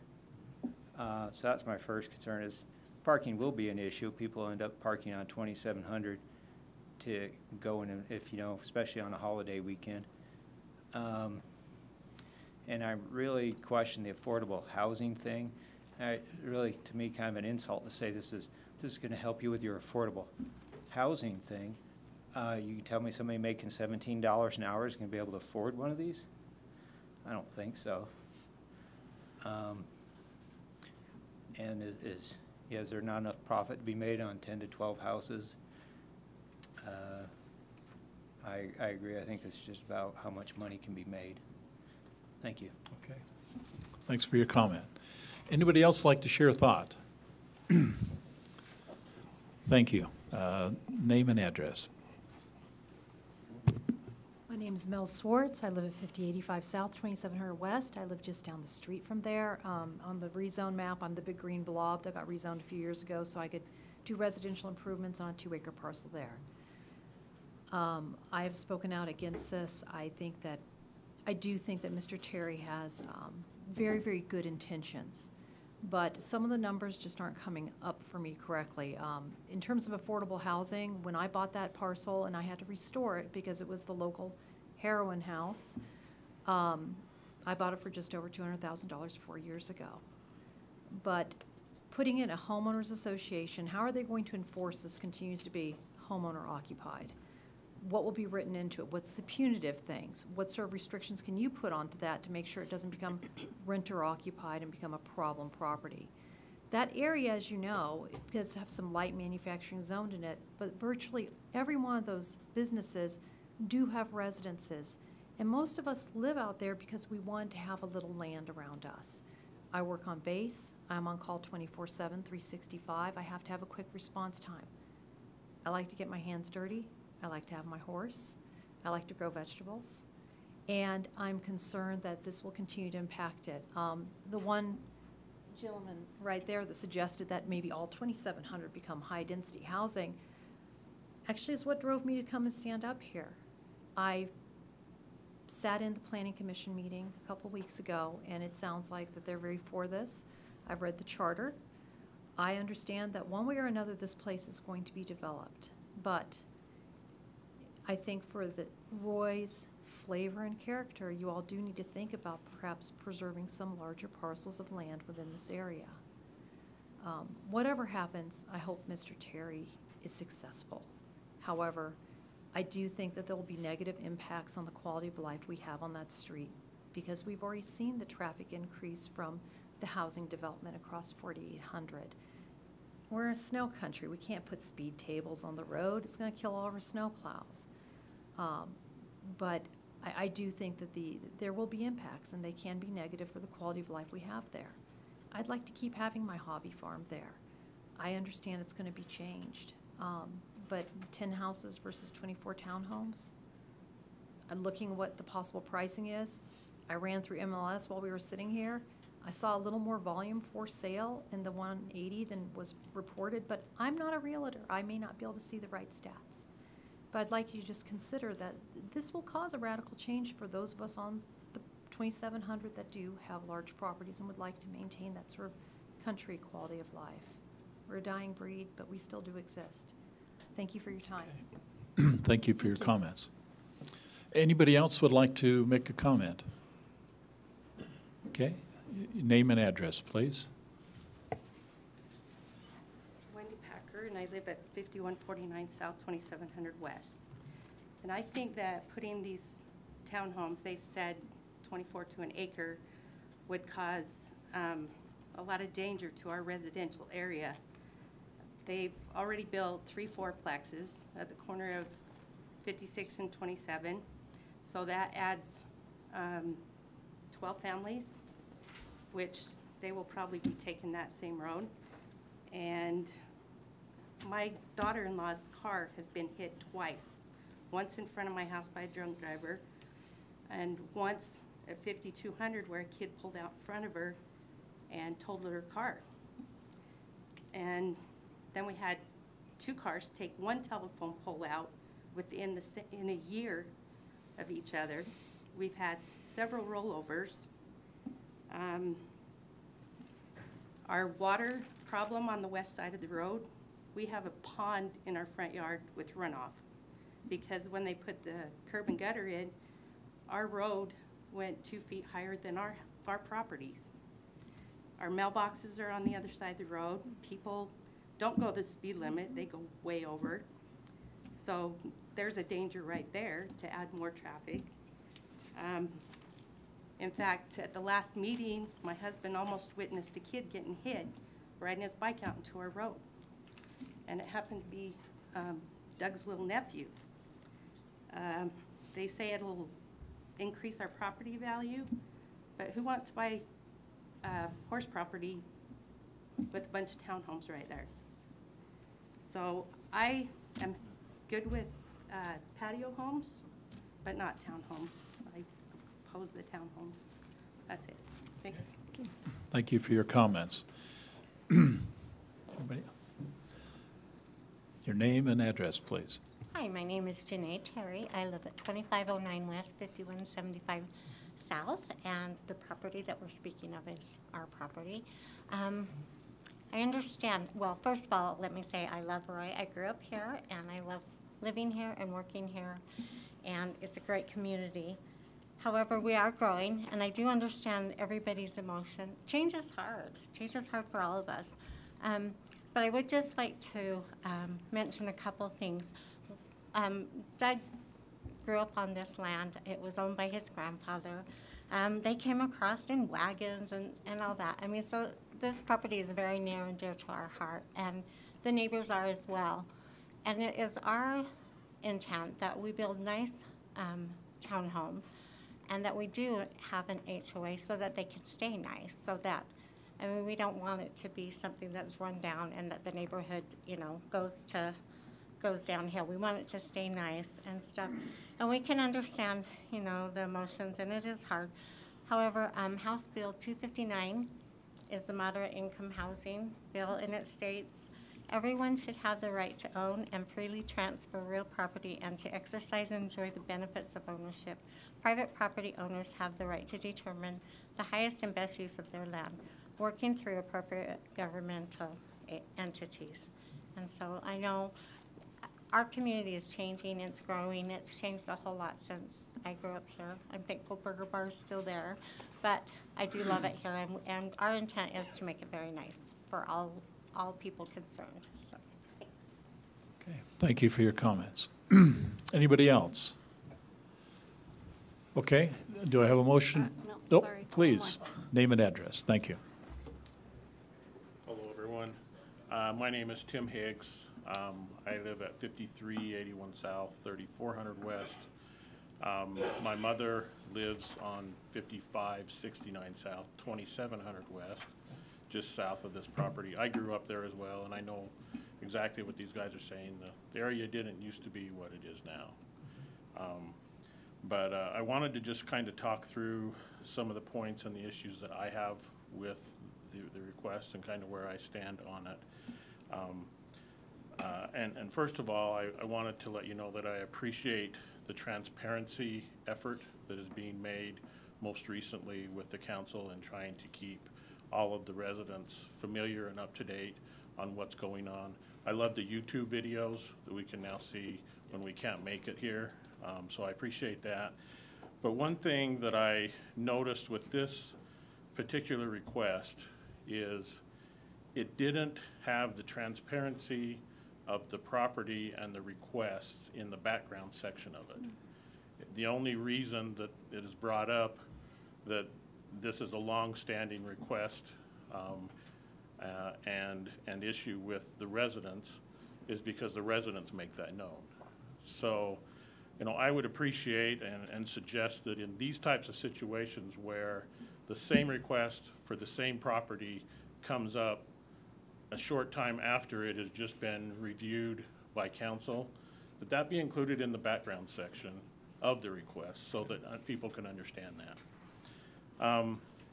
I'm opposed to the request for several reasons, and those would include where it stands in the plans of the city council and Royce City plans. Also wanted to talk a little bit about some of the issues that I've heard from the residents and that I feel, but we'll talk about the Royce City plan first. And to me, the Royce City plan and the Royce City Council is most loudly recognized in the fact that this same request with the same merits and the fact that we talked about townhomes was denied just on August 2nd of 2016. So this isn't new. So that alone to me speaks loudly that this has already been discussed and denied. The facts right now, and as we talked about this in the Planning Commission, the discussion was, well, we need to make sure that we discuss this as part of the Moderate Income Housing Act and the Bill 259 that some of the Weber State students had talked through. This isn't that. This isn't moderate income housing. You know, last time we talked with Planning Commission, we said these are $250,000 to $275,000 homes. Tonight we're saying $225,000 to $250,000. That's not what the moderate income housing and the pay ranges that the Weber State, Sarah from Weber State indicated. This isn't that. These are very high requests for very high density change in the way that the zoning occurs. And if that zoning changes, there's nothing to prevent something different from happening on that property because it's now zoned for very high density. And we need to consider that we're not yet approving or considering this is only going to be townhomes because that could change and the values of those properties can change too. So I also did some checks following the Planning Commission discussion and look to see what's out there and how we do fall into the moderate income housing. And right now, Roy, if you look at the $100,000 to $200,000 range, there's 5 of them. If you look at $200,000 to $250,000, there's 8 of them. If you look at $250,000 up, there's 16 of them. And I looked at kind of how that compares to other surrounding cities. Layton, 150 to 200,000, there's 2. 200,000 to 250, there's 4. And then when you go into the higher bucket of 250,000 up, there's 64 of them.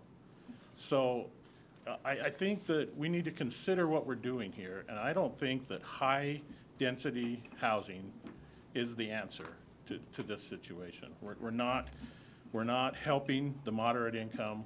We're putting a lot of homes or townhomes into an area that really wasn't intended to be there. There has been a lot of discussion about resident wishes, what the residents want. And in the meetings that I've had and I've attended as part of Planning Commission and as part of council. And any one of those, there's nearly a dozen residents that come and say, I don't want this. And here we have some folks saying, yeah, I want this, but look where they're from. They're from Harrisville. They're from North Ogden. They don't live here. Even the owner doesn't live here anymore. So why do the residents need to do what other counties and what other cities in the surrounding areas are suggesting? We need to look at what's best for Roy. We need to look at the planning map for Roy and where it sits. We need to understand where we're going in the future. Sure, we need to talk about moderate income housing. And if we do that and we compare with other cities, which I've now done, we're gonna see we sit far better than many of our surrounding neighbors in other towns and cities. In fact, I mean, just some of the detail that I located. The latest, the Weber County Housing Assessment Plan provided for affordable housing for all Weber County jurisdiction and reported to the Department of Workforce's Division of Housing and Community Development on a scoring system between 0 and 9, with 9 being the highest present score being held, and that was by Moab. This is on the Affordable Care, or Affordable Act. South Ogden had a score of 2. Pleasant View, 2.5. Ogden, 3. Hooper, 3.1. Roy, we're at a solid 4. I mean, yeah, can we improve? Absolutely. But this particular situation, this property, as a high density, knowing that the traffic that's coming in, traffic's going through there now, it is not intended to support it. Now, there have been discussions, well, that's not our traffic, right? That's Hooper. You know, that's our surrounding that have to go through Roy. Well, understood, right? Not all of it's Roy, but every car and every high-density housing unit that we put into Roy adds to that. It just does. I mean, here we're talking 24 units. That's another 48 cars. Well, I go up 5,600 every morning on my way to work, and coming off of 3,400, traffic is backed, and you guys all know this, from 1900 to Midland to try to get up there. Well, we're now adding to that, and we're doing it with eyes wide open if we pass this. So let's just be careful with that. The last thing that I'd mention, and I mentioned it in planning as well, is that railroad crossing at 4,800 and 2,700 is now being considered as one of the, and this is by UDOT, which, and this is as of 2016, that is now considered one of the 10 most dangerous rail crossings. And UDOT is to seek safety upgrades within the 2017 to 2022 calendar years. So we know that there's something going to happen with that crossing and those tracks. Now, as I looked at it and I've researched, it appears as though the approach has been taken to say, we're going to remove that left-hand turn lane coming down 4,800, turning on to 2,700. That adds to the whole problem, in my opinion, because now you've got cars that are going down, trying to make that circle in the new roundabout, coming back up, going on 2,700, and it's already congested. To me, that's just going to add to the problem, and we know that it's coming. UDOT's saying between now and 2022, we're going to change that. Okay. So consider that as well. So to me, there's really, since the decision came in August of 2016 and this same body denied that, there's really 3 things that I think we need to consider. One, has the resident opinion changed? The answer to that, as you can see, is no. It is the same. They do not want high density in there. Has Roy City's perspective on very high density housing changed? Well, as I read the plan, for Roy City. And as I can see from the vote that just came out of this body a year and a half ago, it's the same. It hasn't changed. We're not looking for higher density. And then the third thing is, have the council members changed? Absolutely they have. You've got new members. And I have to, and while I hate to suggest this, I have to think there may be some merit to generating this request again with a new body, thinking that perhaps there'll be a new and different decision. And I would suggest that this body has already spoken. It's already taken into consideration everything that's changed here with very little difference in merit. And I don't think that, I think it should be denied and that we should not get high density into there. Okay. Thank you for your comments. Thank you. Appreciate your time. Okay, anybody else? Do I have a motion to close public hearing? Oh. Sorry, Mayor Dandaway. Mayor Dandaway, as you know, I have a long-time actually resident of Roy, as I grew up actually at 2790 West, 5825 South. I still reside in Roy today. And resided in West Haven before that and came back to Roy and stayed in Roy. There is no other housing for Roy. Where do you want us else to go? I'm 34 years old. Turning 34 years old this year, and would love to be able to spend time around my family. Roy is a big part of my family, and so I have to strongly disagree with the opinion of the residents. I understand that 2700 West, your fears of that, you've protected it with a light. You've protected it in many ways. I've sat in a lot of city council meetings, and yes, there happens to be new council members. There's always a vote. And this is a tough one for the three of you. Good luck to you guys. You guys were voted for this position for a reason. But residents, a longtime residents, I grew up here since I was 1 year old with Mayor Dandaway's son, playing golf, putting at the Royal Greens or Eagle Lake now. So I have to strongly urge you, we have to put houses somewhere. If we have 2 acre lots on 2700 North, 2700, that's in North Harding, 2700 West, really you have to consider a formal base code there. You really do.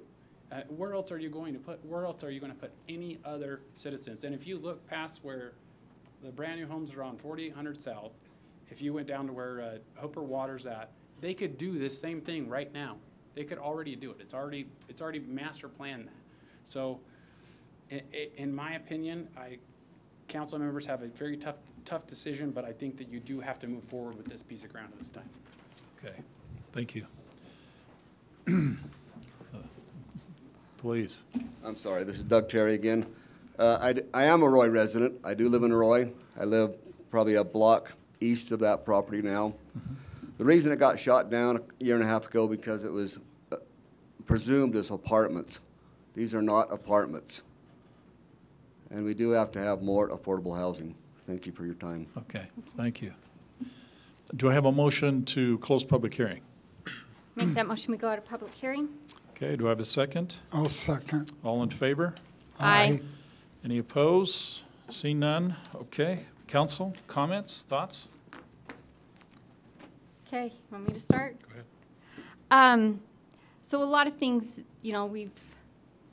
that the proponent and the residents have all said are things that we take all this into consideration when we make our decisions. Roy is almost built out. We have just a few pieces of land left in Roy to be able to build on. Yes, a person that owns the property does have the right to be able to petition, and go through the government process as far as what they would like to do with their land. We have to look with those properties that we have left at our city, we have to look at what's best for those areas.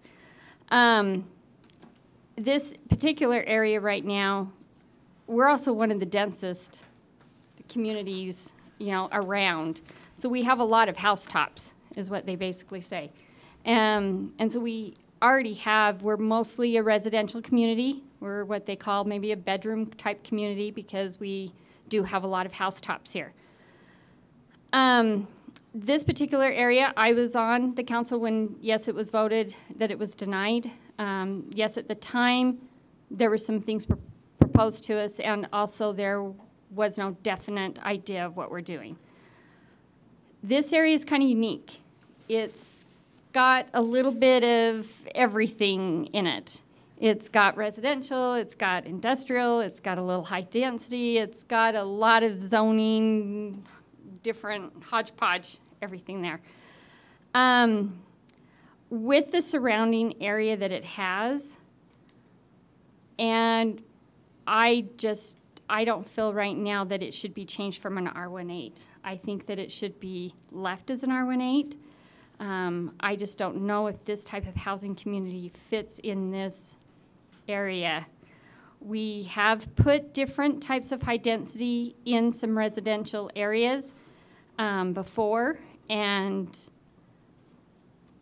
I don't know, it's just a unique place. I just don't know if a high density really fits in this area. I think it needs to stay more of a R18. Okay, other comments? I just Please. have a question for the council, actually. What has changed from now to 2016 when you guys first started this? Like I said, at the time, there was nothing really definite proposed. It sounded like that it was an apartments that were proposed. It was basically just a zoning change at the time, right? To be able to change the zoning on it. Our ordinance doesn't require them to present anything. In order to change the zoning. Correct. So at Correct. the time, they didn't have the proposal of townhomes versus apartments. And I think in the long run, that might be probably some of the flaws we have within the code. The perception is high density. What does that mean? High density in Ogden, probably on 24th or on Washington Boulevard, that may be 40 homes per acre. We're characterizing those to basically say high density here is 12 homes per acre. So you kind of wonder if, in fact, the terminology isn't kind of skewing the discussion a bit, because I think sometimes we get a little confused or get a little concerned about the purpose of what high density is.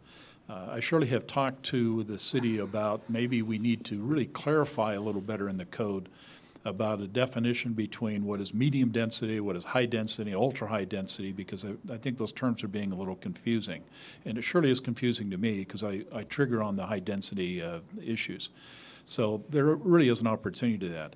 But to the comment about form-based code, surely industry is going that way. And ultimately, I think you're going to find the form-based code is probably going to be the more suitable way by which developments are going to happen, giving it to the market, see what the possibilities, and then try to find some ways to see if that fits within the communities. And I think there's some real interesting things that are coming out of form-based codes that I think we can really take advantage of. And if it's not in the residential, it surely is in the commercial. And I think that surely is where we're going. Hopefully we'll find a way to do that. But to your question, I really think that what we really understand at the time is that there was lack of information. The assumption of a high density was large apartments and 3-story, 4-story. That perception probably caught the eye of the city council, and that may have been the issue. Okay? And I feel like, I don't feel apartments need to be our good fit right here. I also don't feel, because all the surrounding area is more of a single family unit that all surround it and go for it. Yes, there is that corner with sorry, I'm pointing to my iPad here. There are some apartments buildings there on the corner, that are a little bit high, what we call high density. I just don't know if the surrounding area where the townhomes fit right here is kind of my concern. That's why I think that for the surrounding area and where this fits, that's having it stay at R18. Any other comments, council? Yeah. Please, Dave. I mean, this is no surprise. Everybody knows where I stand on this. I'm not going to vote for this. I'm not for multifamily housing. Reason being, we are Roy City. I'm not going to say offense, but it upsets me when they say we don't have enough affordable housing. That is the definition of Roy. Through a basic starter home is affordable housing. This is why people move here. So we have affordable housing. And I was on part of this council a long time ago when we said we weren't even going to do anything lower than an R110 at one time because we did not want to turn the city into more cluster, more chaos, more everybody stuck in one area. And I still agree with that today. He can make money at an R18. Yes, not as much as he was, but that's what it is. But when people say we don't have other places for this isn't true. We approved, was it 84 or 112 on 1948 for the Brown property? Where? The town, 1900. Yeah, across from Sparrows. Right. Oh, the Oh, orchard? is that what, yeah. Yeah. It'll be 75 units. 75 Yeah, units 75 are going up right there. So when people say we don't have this type of thing, that is absolutely not true. It's just false. Townhomes are coming. Right. So they're going to be there. We do provide this, but there's a point where enough's enough. We are a home bedroom community. This is why people move to Roy. They didn't move to Roy. They didn't want to, if they want to live in apartments, want to be downtown, great. That's what that's for. Roy is a family value place, and I always will vote and intend to keep it that way. The more multifamily housing, apartments, townhomes, whatever you do, that changes the structure of it to me. And I'm just not in favor of that. Just to piggyback on what Dave said, that area where he's talking about, that is surrounded by apartments of high density housing, and so that's the reason why I feel it kind of fits. I mean, you look at what West Haven's doing, they're clustering most of all of their high density and townhomes and everything in an area, which I think kind of works well because it's not surrounded by single residence homes. So yes, Dave, you're right. We do have some townhomes that we've approved to come into Roy City to make this affordable housing available for our residents. That's where I think we just need to look at the different areas that are left in the city, because there's not that many left, what works best for that area. And so that's, I think, what we're looking at. Any other comments? Okay, let me make a proposal. I'm going to twist this just a little bit. Then we need to do a vote. Do I have a motion not to approve the changing of the general plan, the future land use map? I switched it up because I'm hearing from the council not to approve it. Mayor, I'd like to make a motion that we do not change the general plan. Do I have a second? Second. This is a roll call vote. Councilmember Yeoman. Aye, right? Not too many. Yes. Sorry, that kind of like threw me. I was like, yeah. Councilmember Tafoya. Aye. And Councilmember Saxton. Aye. Okay. In light of that, there's no need to go into public hearing and discuss the rezoning, the zoning map change. So we'll go down to, let's see. There's a discussion in terms of public hearing to discuss then the zoning map of the RE20 residential estates. Is the applicant here to discuss that? Thank you. Yeah, sorry before you talk, I got to open the public hearing again, okay? But you're okay, you're going to be stepping up. Do I have a motion to go into public hearing to talk about the zoning map change? So moved to go into public hearing. Do I have a second? Second the motion? All in favor? Aye. Any opposed? Thank you. The applicant, please. Thank you.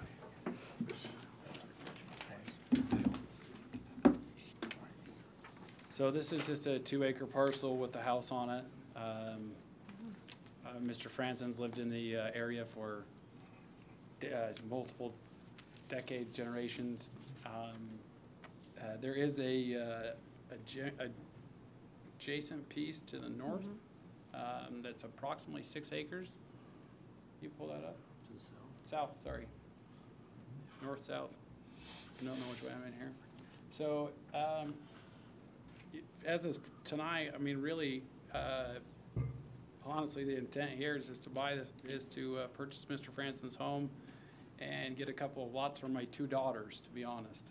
Now, I am a developer, and if I can buy a property, and I will, develop property, I do believe in the formal-based code, as you've seen it in multiple counties. As you drive down I-15, I urge you to consider a formal base code somewhere.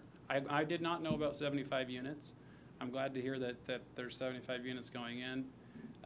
As I've talked to Steve every time I come up here, where is the multi-unit property?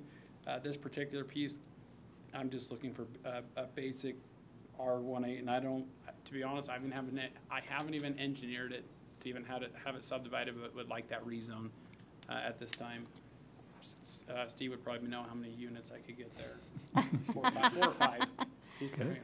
Is what I'm guessing. Okay. Steve, you want to talk to this property?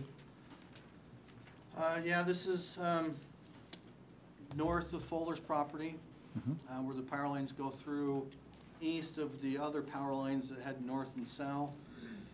It currently is 2 acres with only a single-family home on it. I hope you can hear me with this. I can hear you. Okay. We can hear you fine. The future land use map does call for this area to be medium-density, single-family zone, very similar to what exists north, south, and east. But current zoning right now just shows it as an RE20. Correct. It's the only piece on that side of the road that is.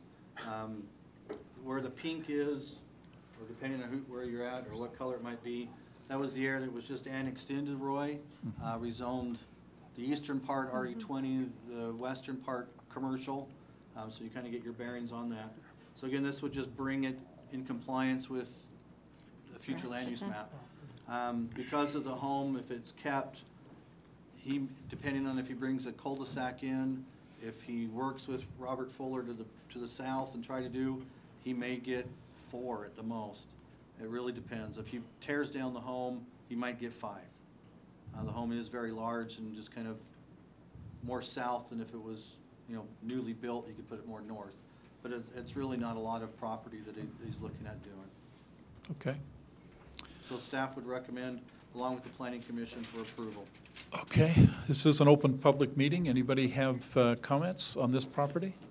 Please. You can give us your name and address. I'm Jean Dale Bowden. I live at 3040 West, 5200 South, and I've lived in Roy for 50 years or so, and it's refreshing. We, the residents, vote you people in, the council, the mayor, and it's refreshing to sit here in this meeting and to see and realize that you do listen to the residents, and we appreciate that more than you'll ever know, because you know what? There's more than making money. Put your R1 in, single homes or anything, but I appreciate your honesty about listening to us and accepting what the residents have say. We voted you in, and we wanted to do your job, and you're doing a great job representing the residents of Roy. Okay. Thank you. Thank you. Any other comments about this property? Okay, having seen none, I have a motion to go out of public hearing. Make a motion, we go out of public hearing? Do I have a second? Second. Thank you. All in favor? Aye. Any opposed? Okay, we're out of public hearing. Council, comments? Okay, so this particular parcel here, it fits. All adjacent surrounding areas, basically single residential housing. It fits the area, and I make a change that we approve this particular parcel to go ahead and adjust the general plan. No, Oh, approve it. Sorry, no, we're not adjusting the general plan, it's already that way. zoning map. Yes, Zoning map. Okay, we'll adjust the zoning map. Any other comments, council? Keep me straight. Was that a motion? Oh, because it was you a made? R20. Now we're doing an R18. There we go. Oh, I I'm like up. that. Was that a motion you made? No. I'm about to I was ask you. doing a discussion. Yes, we're in That's discussion. my opinion. It sounded like it was a motion, but I Sorry. wasn't sure. That's all right. Okay. Oh, does anybody else want to make do we any comments? have- I can make that motion. Do we have a motion to approve then ordinance 18-10, amending the zoning map from an RE20 to an R18? Okay, Mayor, I'd like to make that motion that we go ahead and we adjust the zoning ordinance map to go ahead and change this from an RE20 to a R18. Do I have a second? Okay. Do I have to do the resolution? I don't have it in front of me. I'm missing my page. You're doing great. So I have to keep scrolling my iPad for the resolution. I don't have the number. Morgan, this is in fact a roll 18 call what? vote? 1810. I heard that. Sorry, I have to scroll. Roll call vote. Councilmember Tafoya. Aye. Councilmember Yeoman. Aye. Councilmember Paul. Aye. And Councilmember Saxton. Aye. Okay, thank you. Okay, this is a public comment section. If you would like to step up, you have some things you'd like to talk about, please. Share thoughts, anything? Any comments before we move on? Tell me where is some land for formal base code, because North Ogden has it, Lehigh has it, Provo Yes. has it, everybody, and I realize Roy is built out, and I'm Yeah, 30 we're years getting late, but close. tell me, what is that, I know that's probably at a planning level, It is. and I understand that, but I just urge the council to urge that planning commission that a formal base code without it, and understand when the, and as I was just talking to Travis, we have a parcel on Washington Boulevard that's called Cooperstown that's 268 units. Or that's 268 units, it's like close to 7 acres or so. It's adjoining Washington Boulevard, of course, you know, and I see that you guys have done that on 1900 West, and I would urge you guys to consider something like that or pass that down to your planning commission. We're surely looking at that particular way to set up coding. It has a lot of flexibility in it, so, but I will indicate to you it's new. You will not find that in any of the ordinances we have today, but it Right. is being considered. Yeah, and that's what most of the cities, as I actually was just messaging Mayor Taylor from North Ogden, that was his reasoning for it, because he basically was able to control it at the council level and within a development agreement. It's a simple code to put on the book, and you can basically squash us and say no if you want to. So Great. thanks for your time. Yeah, Mayor thank you. Danaway. Any other comments? Okay, let's go ahead and we'll get into some discussion items. This is a discussion item with Mr. Reed Swenson. If you'll join us and share your thoughts.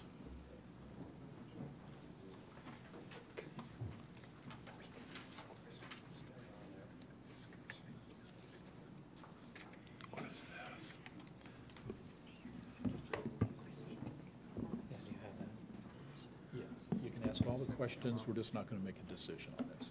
Okay? There's no decision here, just a discussion. No motions. Because I have some questions. Okay, thank you. Okay. Thank you for your consideration of time here. I know that you have other meetings after, so I'll try to make it quick. We presented a proposal of a zone change probably 4 weeks ago.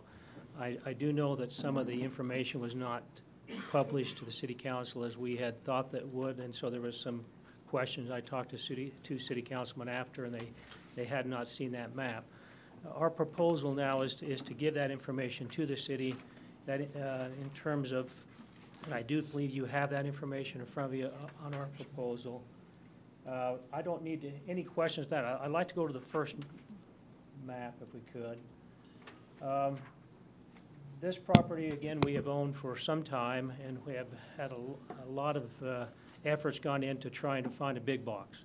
We have found it is too small for a big box. We've had people come in and try to develop that. It's surrounded by residential. There's restrictions on how to have the parking back there and how to put a dock in back there, and it doesn't work. It's a kind of a boxed-in corner there in terms of its ability to have that type of look. We've gone to every big box that you could imagine, and we've been turned down.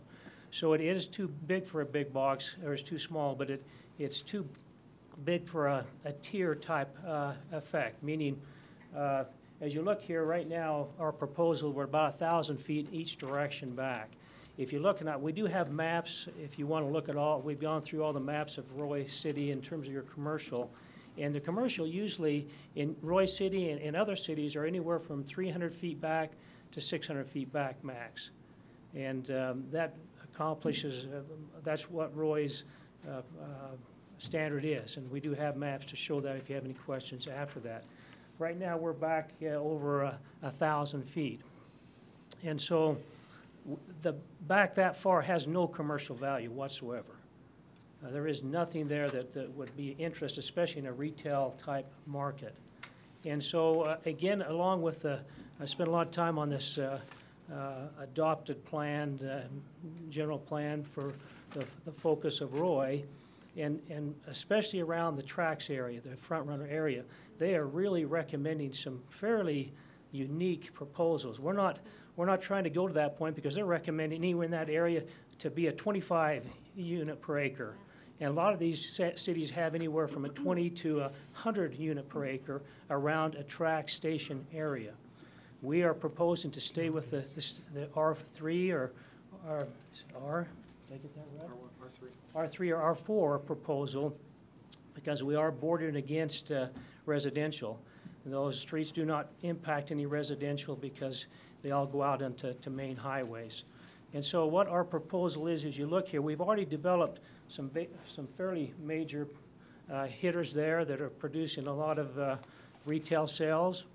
That's the first tier. And then to go back to the second tier, we're still proposing, if we can turn to the next slide there.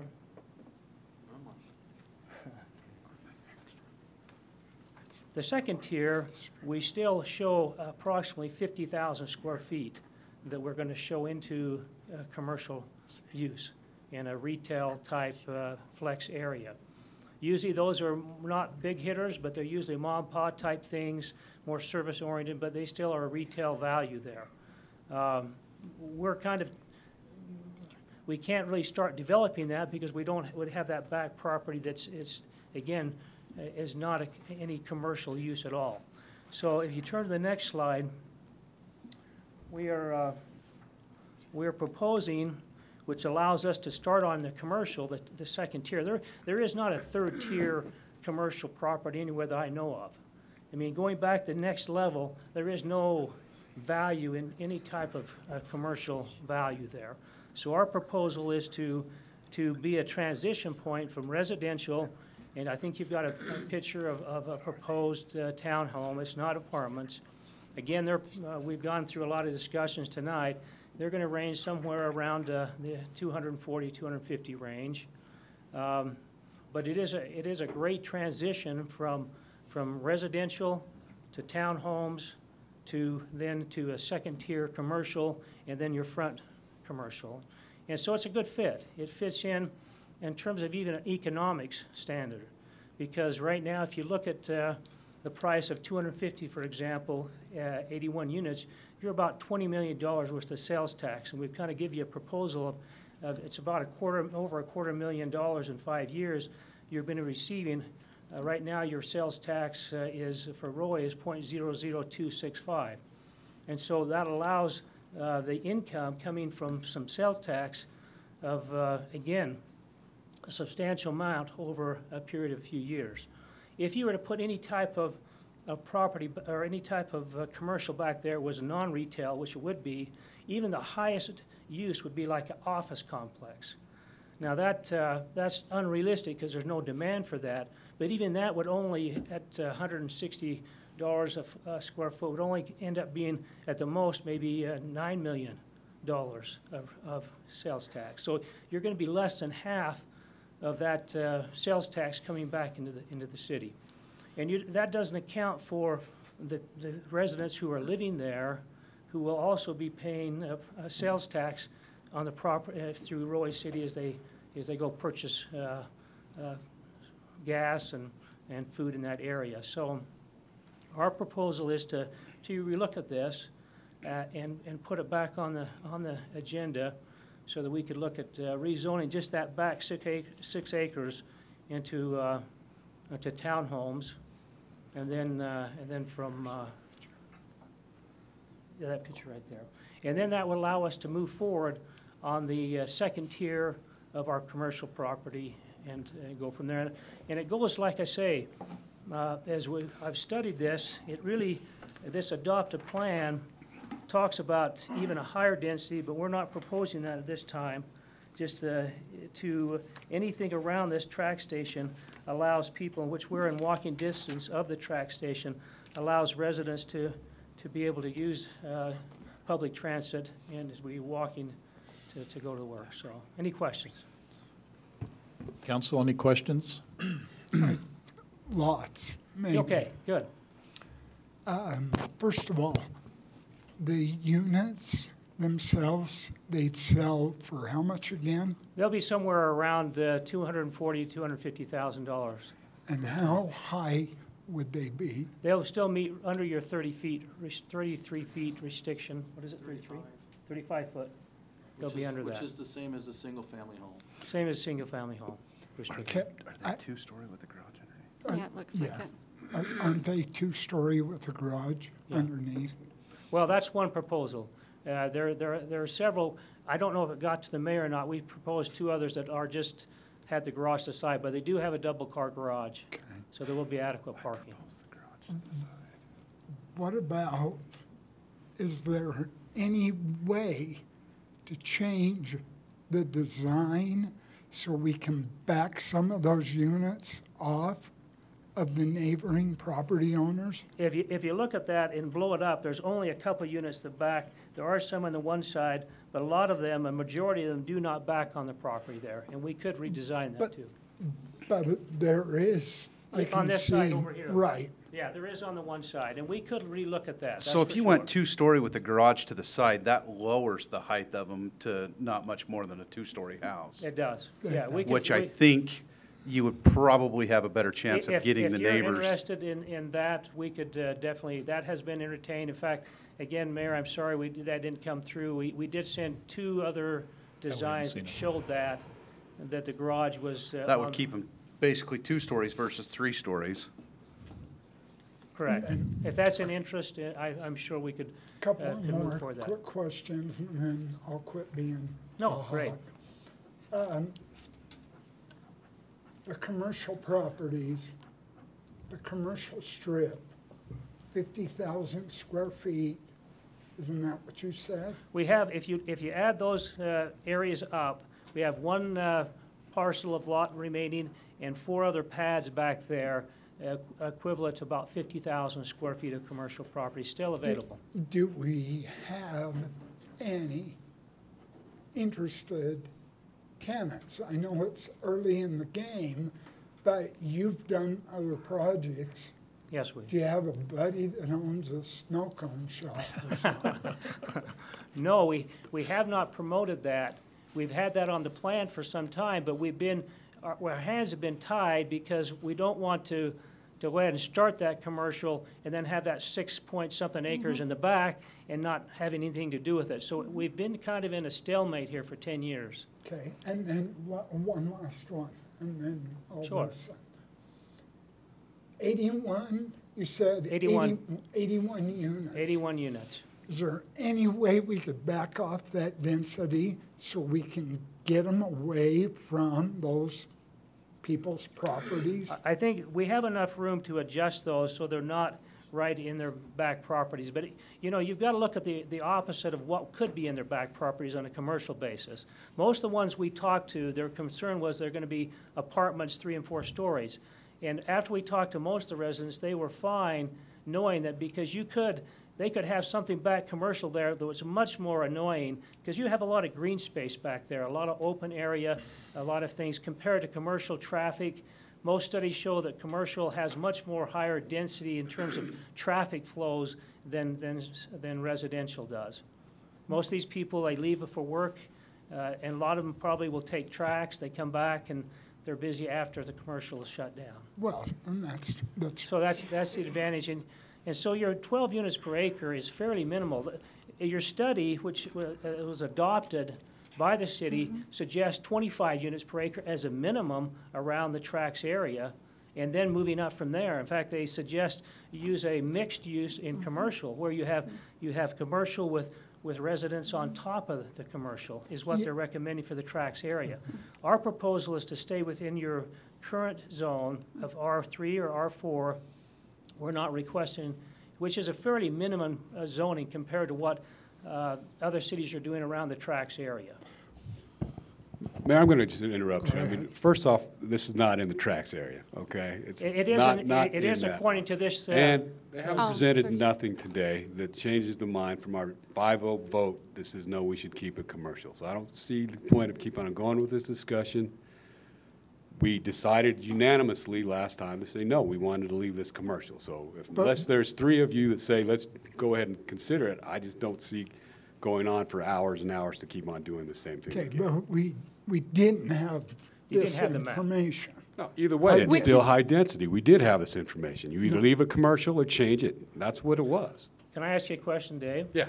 In terms of the profitability of the city, which we need to look at, I've been on the city council, I understand the process, and I understand what you've been doing for the last 10 years, and that's good. Commercial is good. But if a piece has no commercial value, and the city is losing. That's what you're saying it doesn't, but we Well, say it does, and we're going okay, to, time will tell. You show me. There's nothing in any cities that show a 3-tier has any commercial value. There's nothing. I've been in this 40 years. You may We have- just disagree on that. That's okay. Well, you can disagree, but you have to show me proof, and I can show you proof that And it's you need to not. show me proof that you can't make a profit at a commercial, which I don't believe that's I true, had 10 which you years of could. proof of checking with every. At this location, you Yes. can make money. We've already You made want the to make city the lots most of dollar money. value by packing it with multifamily homes. Well, That's what it again, comes down to. If this is the Roy's focus to upgrade around the tracks and around downtown, we're following exactly what you've adopted as your general plan. And we're not going any from that. We've got city staff, we've got the planning commission, we've got others who very much agree with that. And I know you're disapproved of any, I've seen it before, of high density, but this is not high density. And there is a It demand is high for this. density. Partial of it is. You may say it's Well, not, 12 but it units is. an acre is not high density according to the standards that Either are way, found man, I in the mean, codes. discussions, we've had it. I say let's do a head nod and see if anybody, there's enough to bring it back. If not, then let's just let it go. Well, Yeah. here's the process. The process is, this is an open conversation. All it requires is that it doesn't happen today, can happen anytime. The issue would be is if a city council member wants to put this back on the agenda, we'll put it back on the agenda. But bottom line is that according to our statute, any city council member can basically put an agenda back on, but we can work that. I They think could to the also point. reapply too, couldn't they? And they can, but I think the point is that in light of the fact is 2 city council members' approach says they were not given enough information, didn't see some of that. We behoove it to the process to allow this conversation to take place. I think you've got all the information that's now available. Unless there's other questions, we'll basically say thank you. And then I would ask you then, if you feel like there might be an opportunity here to have this thing put back on the agenda, then I would ask, come to me, let's sit down, let's go ahead and make that happen, and then we'll take it to the formal vote if there's additional information that warrants it. If it's not, then the council has spoken. This is not a discussion. This is simply information. We okay with that? Mayor, just to put on, in speaking with this, I think it's important that we don't put anything on the record today one way or the other. Right. So it was simply a discussion. If a council person or two want to put this back on, they need to do that. But I think it's important not to put it on the record right now. Yes. Which way you're going. Right, I want to echo this, just to make a point. Sure, you can go ahead and do it, everybody has a right to, but I hate wasting people's time. And if you know that you're going to waste people's time and money, because that's what it will cost, it's just not smart or the right thing to do, just to throw that out there. Well, I was going to say, it sounds like that the information was brought forward to us, as far as what you were proposing that you're right, we didn't have before. But it sounds like that if, like Mayor says, if some council members feel like they want to bring it back up, then they'll take it up Please. to bring it back up on the agenda. I have a full folder, if anybody would like to meet with us on all the information I've talked to you, Okay. and even the information on density of Roy and all the other things, we have all that information for you if you'd like to look at that at any time. And again, we feel very strongly, this is, we're not going, we've done this for 40 years, and I do have a standard of integrity in terms of not trying to present something that's not going to be a use for the city. We've done that for 40 years, and it's been profitable for us to do that. And we feel really strong that this allows us to, again, go ahead and start the commercial, which we feel 50,000 square feet is a lot of commercial space to be able to start. And then again, the tax base for benefit for the city, we can wait another 10 years and lose $1 million worth of tax if you want to go in that direction. But I feel like this is the time to go ahead and move forward on allowing to follow that plan that we have in Vision Roy, and then go ahead and start the commercial, and that way we can start marketing from there. So, Okay. thank you for your time. Thank you. Thank you. Okay. Appreciate it. Okay. Code enforcement, Jason? Yeah, Mayor, Council, I'll make this really quick. Our code enforcement officer is going back to Arizona. Correct. So we're going to be hiring a new code enforcement officer. I've learned a lot in this process. One of my whole goals and main goals is to clean up the neighborhood blight and the ordinances. We've kind of in the past, there's two ways to do it. You can do it criminally, which is put everybody through the court system. Brody's been doing that currently with the code enforcement officer.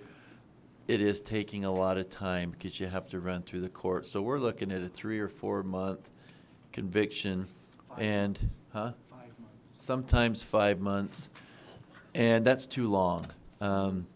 We can do it civilly, which we already have a policy to do it. We just need to be consistent with the code enforcement, and I think by going back to the civil and working through the policy and giving them the $100 fine right up front unless they fix it, and then follow it up with the 300, I think it's gonna hit the pocketbook quicker.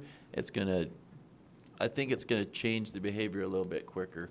You've noticed the guy on 2052 that's had that big hole in his yard for months, and then he just put a little plastic barricade around it. But that's just one of hundreds. So I just wanted to just kind of update you. It's just taken a long time. We're going to try to do another avenue. Mr. Tafoya. Jason, that don't work for me, okay? Because we talked about how crappy the old way was. We come to this one, you say it's not working. Let's go back to crappy. No. Why is it taking so long? Well, if I get this right, and I've got Steve and Brody here, our code enforcement guy goes out. Once he finally makes contact with them, he gives them a summons to appear for court. Then it goes to. I thought he gave him like a 14-day fix-it ticket. That's what we originally talked about. I mean, I wasn't originally. In order to give a fix-it ticket, you gotta be a police officer.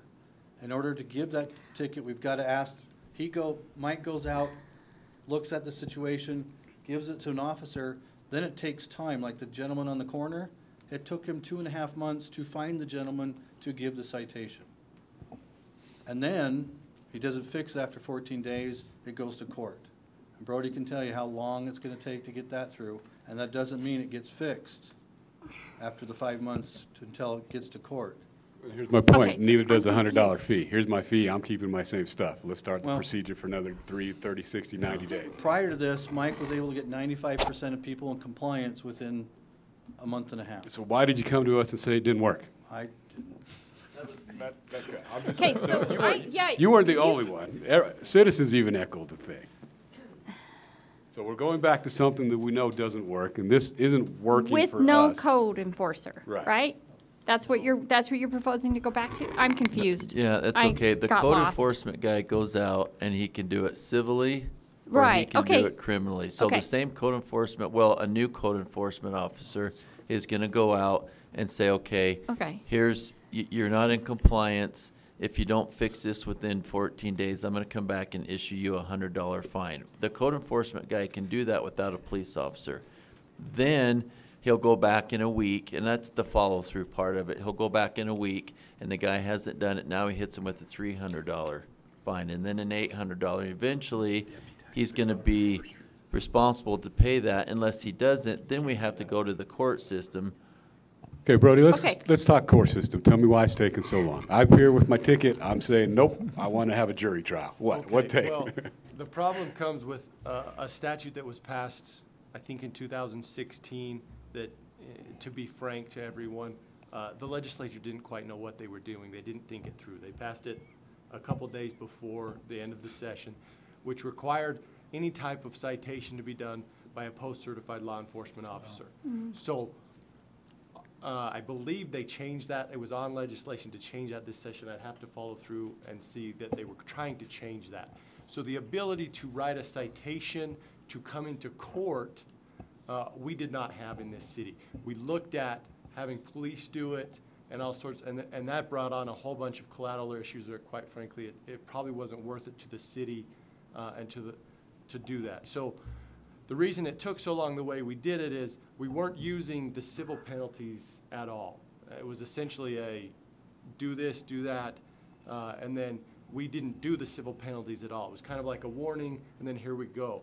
So if you get a speeding ticket, you have your ticket, right? You walk in, you can pay it and be done. We didn't have the ability to do that, so we were essentially taking everybody, and they would bring me a list and say, go through these and then file them by information, which is a way the prosecutor can create a case in court. So I would do that. A summons would go out, then they would come back with a date for court. They would appear in court, get told their rights, go through that process. Then they could either pay the ticket or fight it. If they wanted to fight it, they would come back to court in another 2 to 5 weeks, speak with me, we could resolve it or fight it then, or come back again in another, and that's quite frankly America's judicial system at work right there. That's just what it is. Okay, so what you're talking about, what if we just change the ordinance to say, yes, you can just go in and pay it like a speeding ticket? No, our ordinance has done that, is set up that way right now. Our ordinance is, basically gives us the ability on a kind of an administrative level to do it either civilly or criminal. Quite frankly, we can do both. If you've got someone who's had 5 tickets of $100 and there's still no things, then essentially we can come to court. And to be frank with the council, I think that's the best method, where the people who come to court are coming to court because our being nicer ways hasn't worked. So then you come to court where we So you go from civilly to criminal. Exactly. There's a transition for those people, for those offenders that just don't care. Here's my $100, I'm still gonna do whatever I want, right? Well, then you can get orders and we can get different things in criminally. What we were essentially doing is skipping all the steps and making them all run through the court system, which just took a long time. And then the more cases we added to court made it take even longer, just for calendaring of the court system.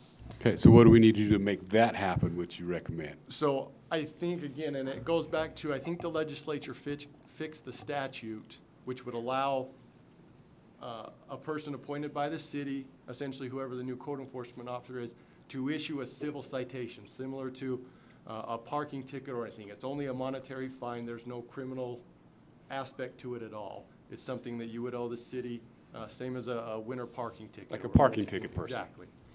So we can do that and still have levels within that. And then ultimately it would be kind of a unique case where they would say, hey, we need this guy. So do we have to vote on that if that is possible? No, it's or- already set up It's that already in there. way, assuming that the legislature fixed the law. So really, the next step of this discussion is going to be is somebody has to review the legislation, see what's passed, and you'll have to make an assessment. So Jason, could you, in inference of time, could you go ahead and just simply advise us if this, in fact, there's any change in legislation that allows us that, and then you come back and just simply advise us in in some type of a city manager discussion of what we can do. Okay, can I ask one question? So the code enforcement officer, is that under? That's under police? Steve. That's under Steve. Yep. So haven't we discussed it going under Yes. Carl? Yes, so I had a meeting last week with several city managers in the area. Clearfield currently has it with their police department, and Yeah. they do everything that we have just been doing about going criminally, and they are taking it out of the police department, putting it back into the planning and zoning, and doing a civil tickets. So others do the civil, not the criminal. So just. Okay, because that's what I was like, okay, we're losing our code enforcer. Okay, so now is a perfect opportunity. Where do we want to put it? Do we feel like it needs to be still under Steve and the administration, or looking, because I know we talked about I would here, so, recommend okay. just leaving it, and I Okay, had this that's fine. conversation with Carl last week Okay. about kind of the option to do it. I decided, no, I'm not gonna do it, we'll just Okay. leave it, but. I just wanted to know the that follow-through, conversation and what I we think had the said. follow-through is the biggest thing.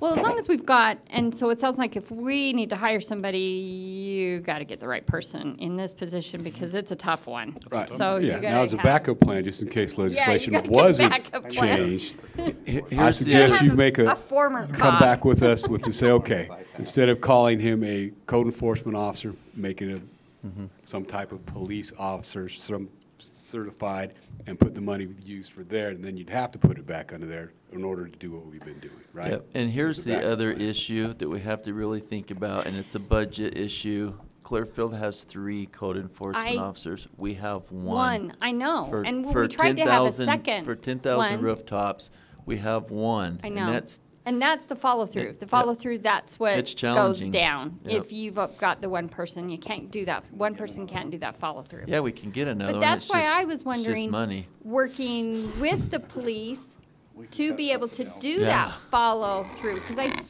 I thought we had a conversation with be able to go with them and have somebody from the police that's kind of like a liaison or kind of with our code enforcer to be able to go and help that, you know, the follow-through and Just a question kinda for go through. Chief Marino. Do we still have reserve officers that we use or utilize? We don't right now. Okay. Okay. And we can. And the last thing I want to do is make a meeting longer, but looking at making a police do it Who's or ordered putting pizza? putting it under the police department, and it's probably a discussion we could have, not in a meeting, but Okay. there's a whole bunch of other Okay. issues that make that, kind of in our opinion, not the best decision. And also, I think, probably creates a lot more liability for the city that we don't really want to take on for code enforcement. Okay, that's Jason, fine. then here's your task from this. Come back to the city council, if you would, with a strategy based on what you find out from legislation, and then let us know what your intent is, and then the city council can support it or not. Fair Yeah, enough? How about in 2 weeks? That works for us. Okay. Thank you. And the budget money Okay. to hire another code enforcement officer.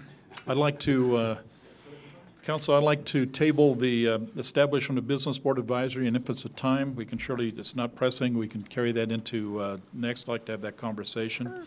I would like, if we can, to go ahead and do the reports and discussions. So city manager's report, Jason? Okay, I'll also be super quick on this. The sidewalk project on 1900 West between 3775 South and 4000 on the west side. Ross is having a pre-con meeting tomorrow for it, so it's in the works. The parking lot on 6000 South for the trail, you see the backhoes and the dump trucks taking the dirt out. I saw a picture of the bathroom today, and they also are going to have a bike repair station right there where people can get compressed air, and if they have something wrong with their bike, they can fix it. We're not manning it, The plan, right? but it'll just Got the be, site plan? I was wondering, okay, that's what I was wondering, because I know Steve was on us going, I haven't seen Yeah. a site plan on it. Yeah, I'll So I have to- figured construction was under that Steve got his site plan. yeah, we'll have to figure out the Steve part later. Yeah. Ah, okay. Jason, we Car say we're before not the horse manning on it, that but we one. will maintain it. If the air compressor goes out, is that up to us to fix? Yes. Okay. Yes. The Roy Complex parking, we talked about that. Did you guys see the no Yes, parking sign? yes. So it's perfect. I think that's working good. It was a good compromise. Yeah. Yeah, so we figured that was good. This is not a joke. This is actually real life. We are on April 9th.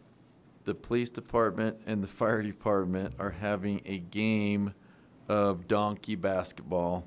They're used real donkeys at the Roy Junior High, and there's going to be 10 donkeys on the floor. And last year, the police and the fire played, and I think the score was 38-2 for the fire. So we're hoping that the police shows up today and that they can manage their donkeys a little bit better. The fire departments might be shackled after that. Yeah. We were outnumbered 5 to 10. April 9th, where? Yep, April 9th at Roy Jr. It's done Roy by the Jr. Future Farmers of America. And never seen it at the hey, farm. it is What time? awesome. 6 o'clock. It is absolutely awesome, and it was packed. Everybody brought their I kids. got pom-poms. Are they doing it as a fundraiser for something? Yes. Man, Okay. Yes. we used to do it. Is this posted, where's this posted at? Because this is the first we've seen it, and I've not seen Yeah, any flyer I- on this. I haven't seen a flyer. I was just Roy Jr., the school district. Because it's the FFA that's in conjunction with the school district. So I don't have a flyer. I was just told about it today. So Okay. we can maybe get something out, on our Facebook page. It's a great community event. Yeah. Let's take advantage of it. Okay? Yeah. Thank you. And that's all I got. Okay. Mayor and council reports. Council, any comments? Mayor, just a thought on the website thing. I mean, we've heard a number of citizens say it's not very good. Yeah, it's hard. It's tough. And you know what, we're paying 40 grand a year for this. It needs to be better. We Yeah. don't have any dedicated employee to say, okay, this is what we need to do, need to fix. Things are just falling through the cracks, like great things that should be put on, boom, this should be front page the first thing tomorrow morning, okay? It needs to be better, especially for the money we're putting into it, so. Yeah, I had a citizen call me just today and said, hey, Carlene, I was looking on your website trying to figure out, he was having problems with water, secondary water. And he goes, I don't know where to go or who to call. So I'm saying, Jason, you need So I had to to get give with these him, people, you sit know- down and say, hey, we need to have it be a better format, and whoever to assign Yeah, I don't one of want- your staff to Yep. make sure this stuff gets done. Mr. Hanson, Yeah, I don't want IT. citizens calling me. Yeah. I made a comment on Facebook that something probably wasn't appropriate to bring on Facebook, that they ought to contact the city. And a couple of the responses I got on the backside was, if the city's website was better, we wouldn't have to use Facebook. Well, So- see, and I'm getting calls. Right, I So- mean, you hear more complaints than when we ran it ourselves. I'm just saying, we're putting 40 grand Yeah. into it, we're paying somebody, it should be top notch, and we're not there yet. It can be, the tools are there to be, but we just need to make sure we follow through those steps. Okay, with and that. maybe Mark It's and, yeah, Morgan. navigation is really Look It at might hard be and where above 40, I things think it are. was 30, somewhere in between there, Okay. but a great amount. Okay. Okay, Well taken. so there's an action there, Jason, if you work that.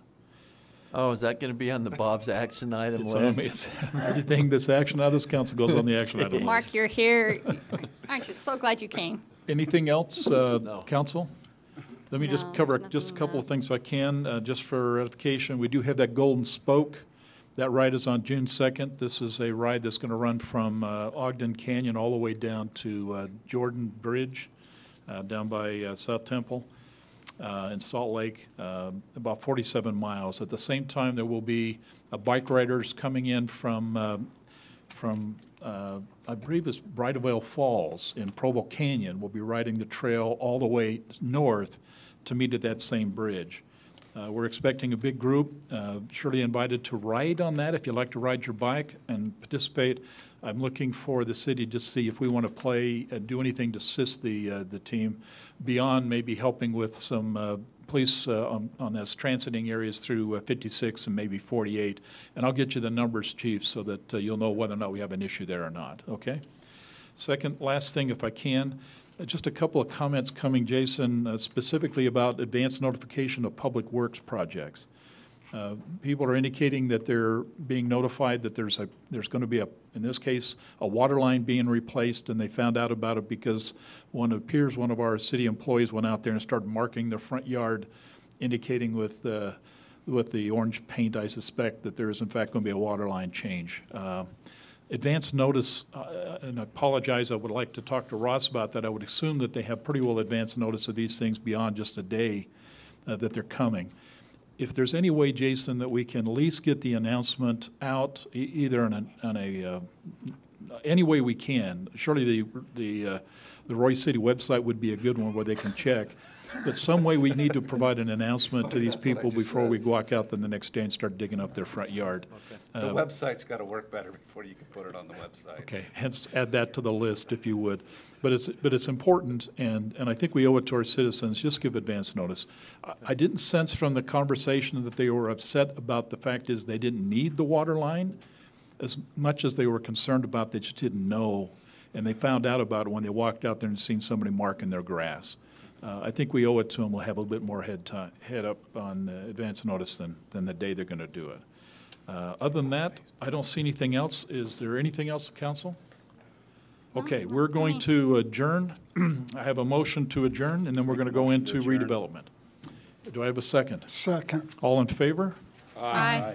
Okay, thank you. We appreciate that. Now, do I have a motion to go into the Roy City Redevelopment Agency meeting? I make a motion, we go into a Roy City Redevelopment Agency meeting. Perfect, thank you. Do I have a second? Second. All in favor? Aye. Any opposed? Okay, we now are in a redevelopment RDA meeting. Randy? Okay, Randy's been patiently waiting. he's been patient. He's been working overtime in there.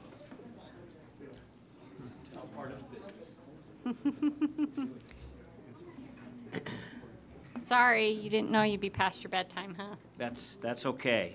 Oh, he was warned. Oh, he was warned it could be past his bedtime? It's past my bedtime.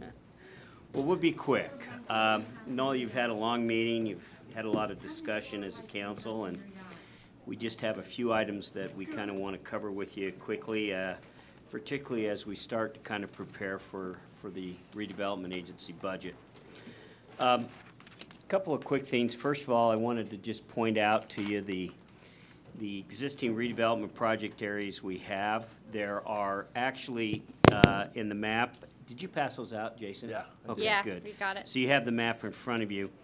Of those project areas, the East Side 1900 West, the City Center, or excuse me, the Marketplace, those two project areas we're not collecting any revenue from. They're just there. We've never gone through and sunset them. The 1900 West, we were paid the majority of the money that we had in the budget in 2012. The two project areas that we actually collect revenue from is Iomega East West and the Marketplace project. This year, according to the notices that we received from the county, our total amount of increment that we'll collect will be $308,537 is what the amount of increment we have.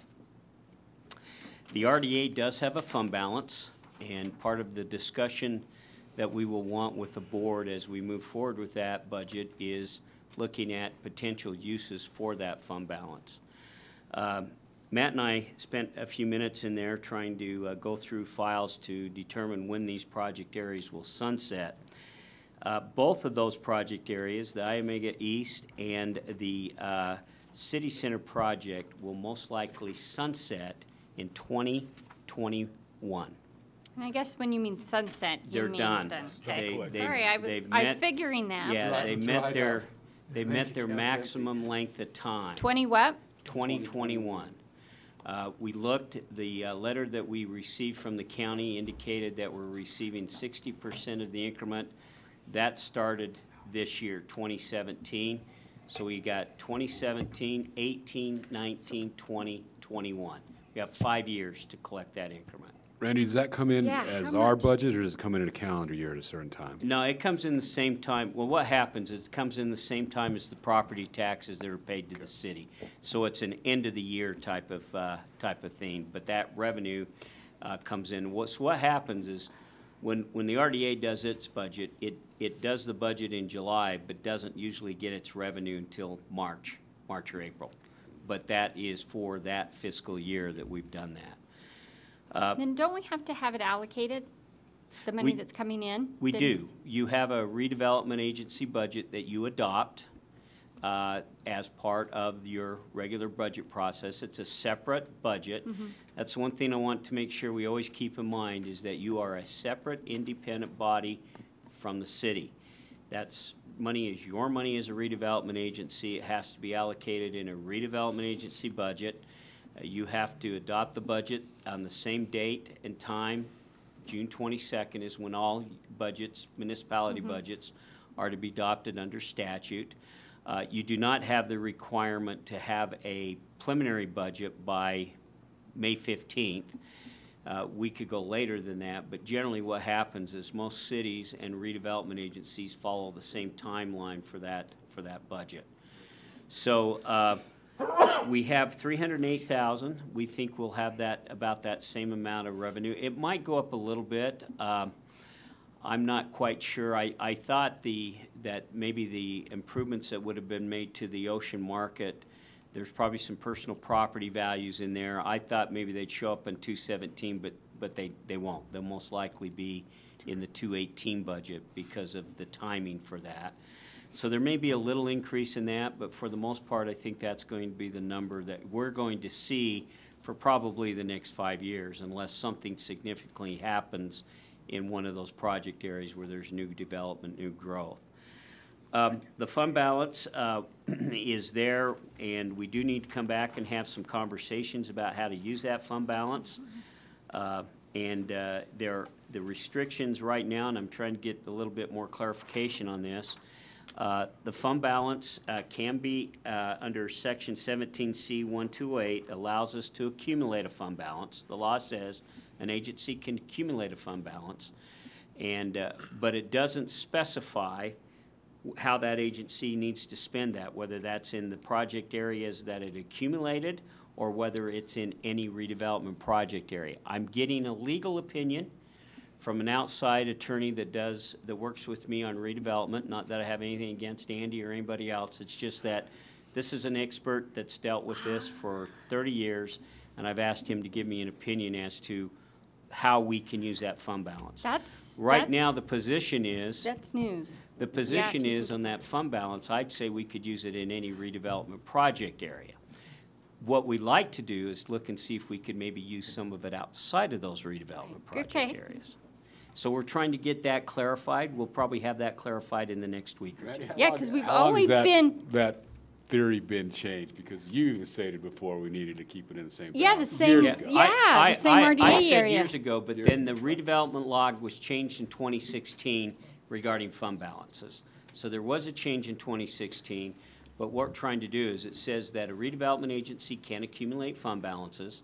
It says the redevelopment agency can use that fund balance to promote its agenda. Right. But what it didn't say is that Where? in or out or where? So that's what we're trying to get clarified. Oh, yeah, because Does it still stand? It used to say you could do it in entryways into the city to do exactly what you just said. That's well, and what we can do is the redevelopment law allows us to take money from one project area and allocate it into another project area to help with that project area. And that's what we have done. The 1900 East, this city center, all of those are project areas, and we've taken money and we've used it to do project like beautification and things like that, even though it was created in the IAMEGA project area. So I just want to get clarification on that to make sure what we can and can't do. But we do know under the statute we can use it from one project to another. So for example, if we decided we wanted to create another project area someplace in the city that we don't currently have, if we needed to do something immediately, we could take that fund balance or that revenue and use it and loan it. It's a loan to that project area. And then once that new increment starts building up, we could take that and pay it back. So that we can do. That's allowed under the statute now. That didn't change. So part of the budget will be to come back and have a conversation about the fund balances and the uses of that fund balance and where that fund balance should go. The other thing I wanted to bring out is there was some conversation about maybe what we can use the tax increment for. There is a section in the statute, 17C1409, that outlines what we can use that for. And it's pretty broad. We can use it to cover any of our costs. We can use it to buy land. We can use it to put in infrastructure. We can use it as an incentive for any development that might occur. Incentives could be loans. It could be an actual do it. One thing it says that we have to do if we're going to use it by incentives, we have to bind that by an agreement, whether that be a participation agreement or a loan agreement. That's what's required in the statute. But we got pretty good options of how to use that money. The only thing we can't use it for, there are two things that the law says we cannot use it for. We can't build a new city hall, and we can't build a fire station. Sorry. We can't use it for those two purposes. That's what you said. Can we build a police station? Police station, it does not say you can't build a police station. Because we don't know where to, we need them some more area. Well, we can buy property and we can build a police station. Property, incentives.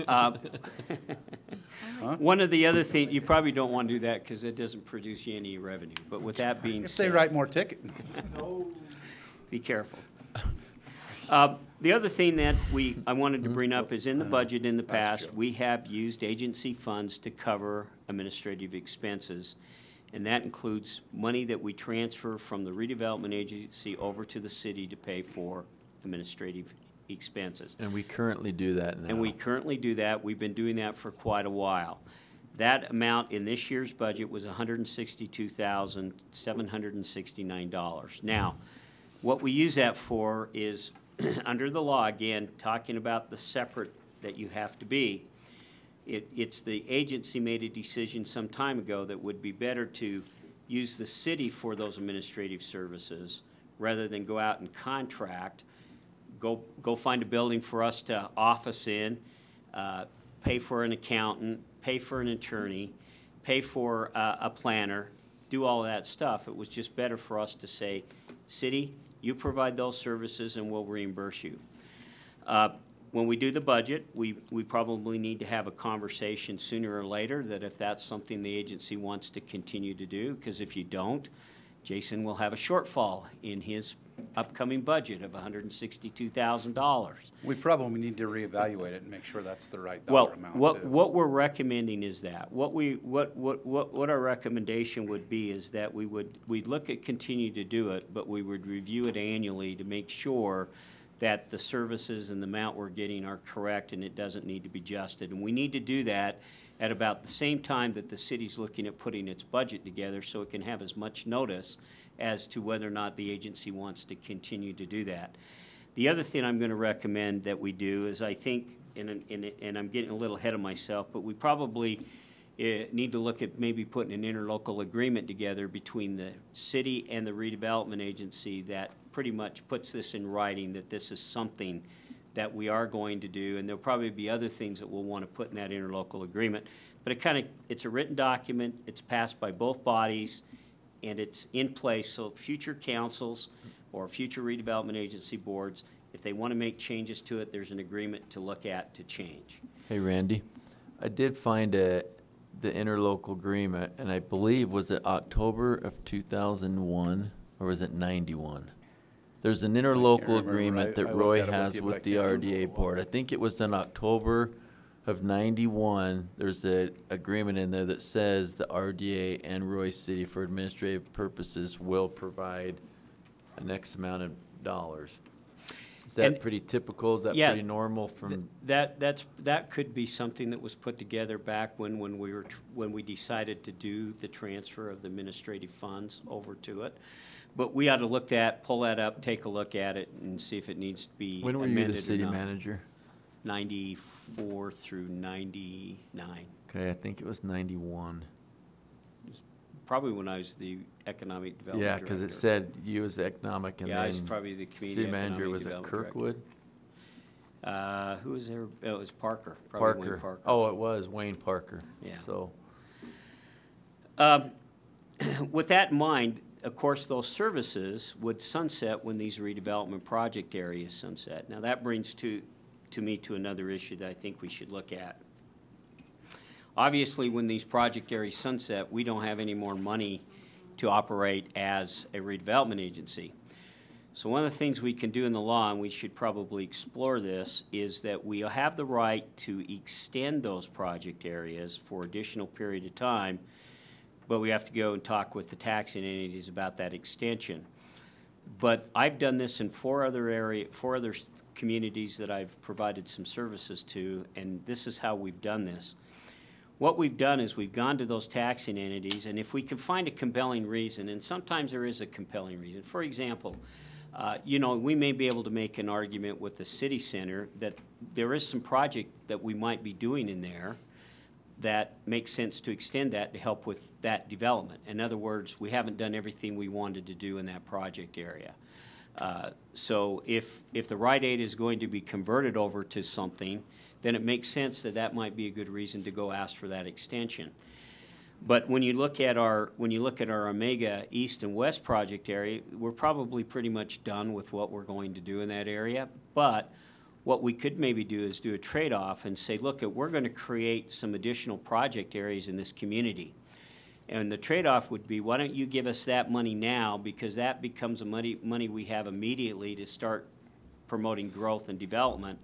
And what we'll do is when the tax increment begins to grow in that project area, we'll give that back to you. We won't take it until we get to a point that we are collecting or creating more than what the money is that we have.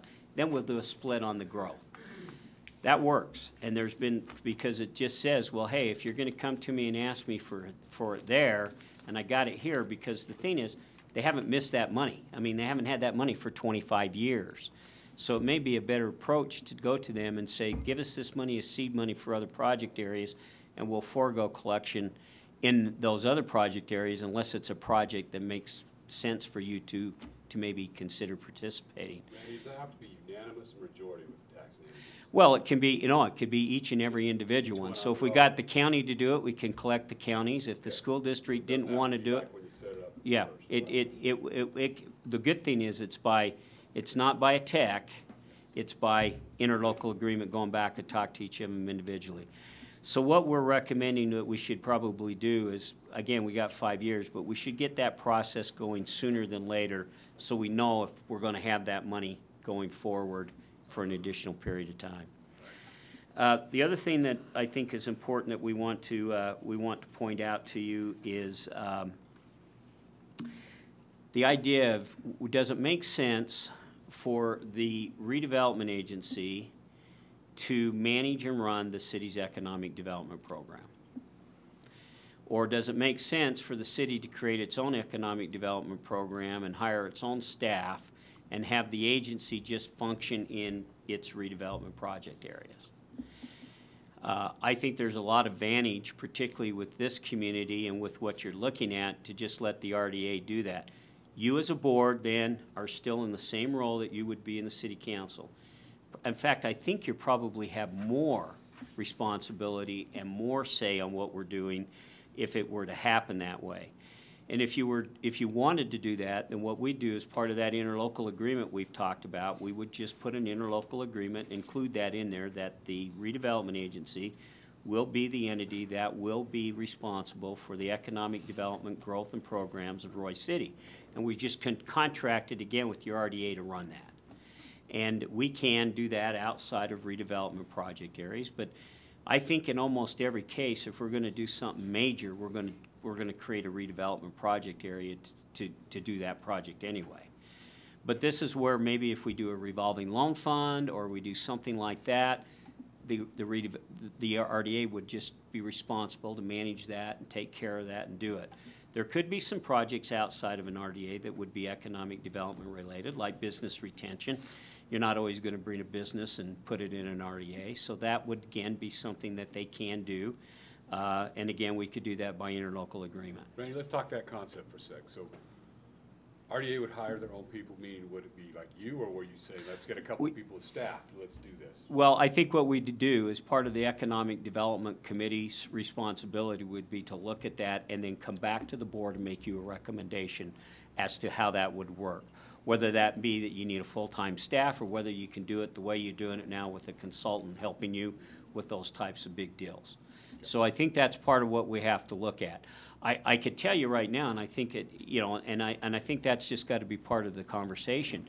How busy is it going to be? How much time is it going to be? What are we going to do? What's our projects?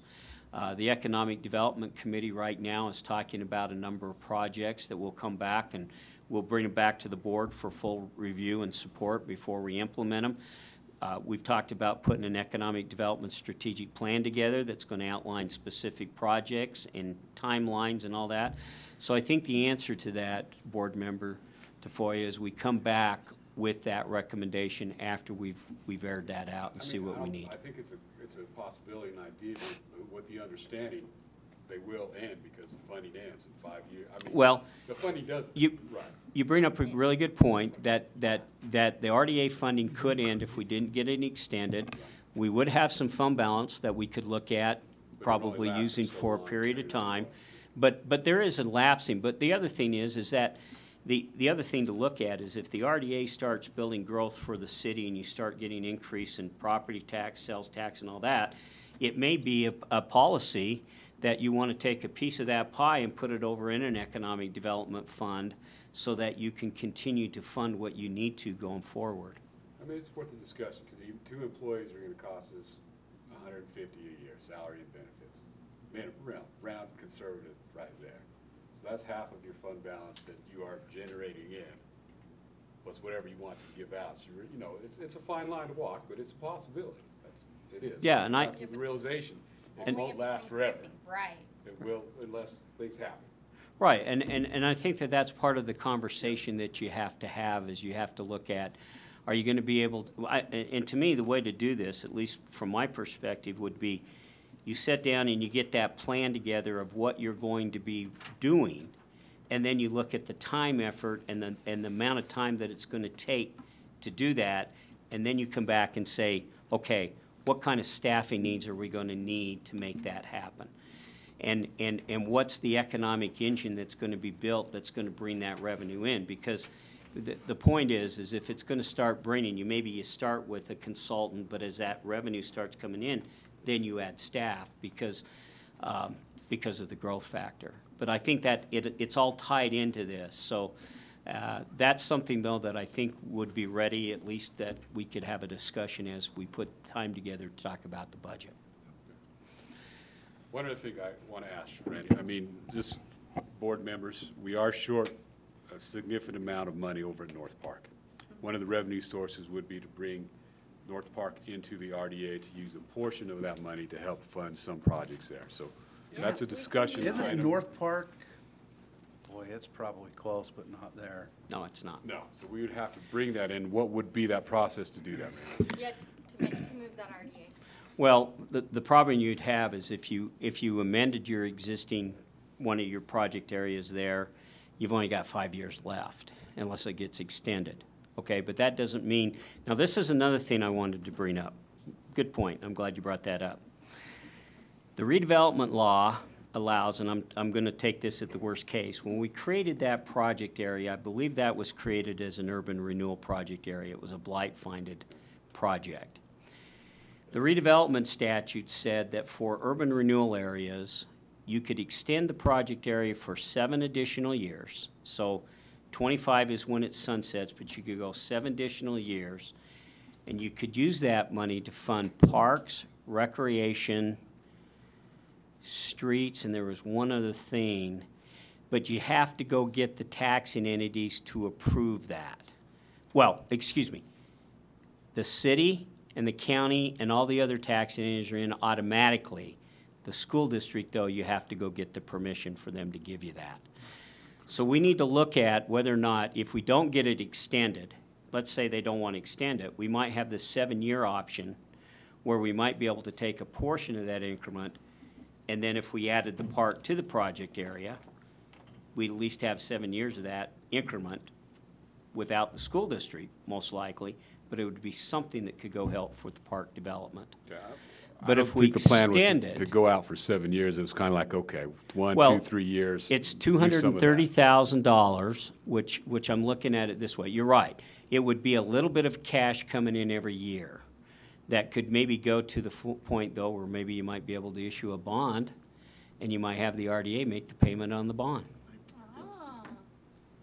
That's a possibility. Okay. Yeah, that's, And if you issued $1 million bond or $1.5 million bond and you Changing went anything else. and you went debt service, your debt service on that's going to be about $85,000 for 10. Well, it'll probably be about $120,000 for 10 years. okay. Just possibilities. So what I'm saying is the RDA might be able to take care of the first 7 years worth of payments, and then the city picks up the balance. So that's something to maybe explore. What I suggested today in our economic development meeting is there's probably a number of projects that the city might want the RDA to participate on.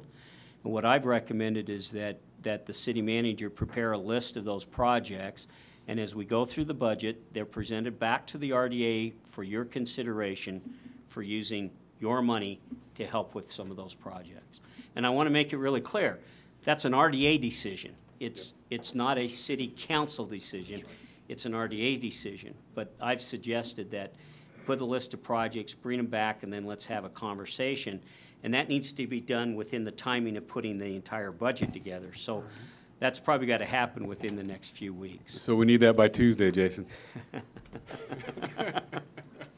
Yeah. So that's what I wanted to cover, Mayor. There was a couple other issues, but I think we need some more discussion with our Economic Development Board before we bring those other 2 issues up. And one of those is that we did talk about that feasibility study, and the city council approved a feasibility study, but as a council. The reality was is that we didn't approve it as an RDA board. And therefore, I would like you to consider that, because we're going to have another meeting really quickly, but But the point is that even though the council approved it, same body, it really officially need to be this body that makes that decision and to continue that. And we're still working as an Economic Development Committee. We're still working to make sure we get the feasibility issues worked out. And then we're going to come back to the board and we're going to ask the board to consider allowing us then to fund that feasibility study out of this, this group. Okay? Unless you have any other questions, that's basically what we wanted to cover this evening. So we'll have to have another meeting with budget items that we'll need to have some pretty good discussion on. And recognize, I think it's important.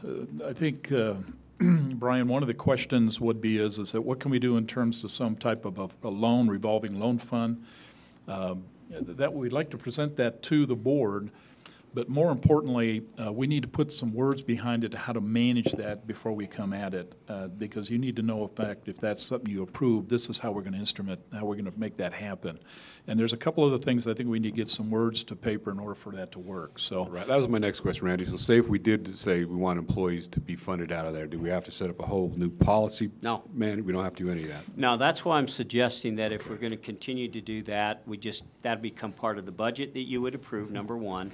Whether it be we contract with the city or we hire people, that's going to be part of the budget that you will see and you will approve. That's your formal document to do it. But what we should do is, I think, take that interlocal agreement we have, take a look at it, and if we need to add to it, for example, I do think we need to make it clear if the board feels comfortable with asking the city council, and I know you're the same, but again, separate. We would approach him and say, hey, how about us managing your economic development? We'd want to formalize that in that interlocal agreement.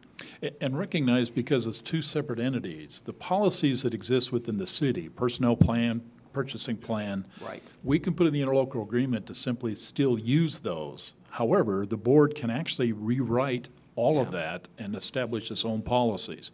But I think to the benefit that we can at this point, if you'll consider that, let's just weave in what's already been written. Right. If it works, let's don't change it, and we just put that in the policy interlocal agreement. We okay with that? Yeah, I Okay. just have a question. Please. Just so I don't step out of bounds now. With those businesses that we've contacted as a council or city that have shown interest in coming to Roy, what do I tell them when I go see them tomorrow or the Yeah, next here's what I day? would, you're the expert, let me just see if I can think. Here's what I would recommend. I sense from this board that we're open to at least have a dialogue on the number of issues. I should indicate to you some of those businesses saying is, would the city be willing to put a loan out to help us get started? There are already provisions within the RDA right now that says if there's some demolition, if there's some things we can do to get them ready, we can do that without that. The board can make those approvals. What we need then from your business is what would they want from the city, or in this case, the RDA board. But I think and make this work and make it so that we can provide some accountability for any funding, we need a good policy laid out that says if we're going to do it, here's how we're going to do it, and you have to approve that. So what I'd like you to say is, if the thing doesn't involve any loans, then have them present to the RDA board some recommendations of what they're looking for, and the board can make a decision based on that. You do have funding. You have the authority as a board to do that. But in terms of any loans, we need to get the policy drafted and let the RDA board review that and approve that. Then that becomes the catalyst by which we can then look at a loan program. Right, and then probably what we'd need to do as part of that, if you agree to move forward with that as a board, you're going to have to probably take some money out of your fund balance, or you're going to have to amend a line item in your budget and set that up. Because right now, there is nothing in the budget that says loan program. Right. It's not there.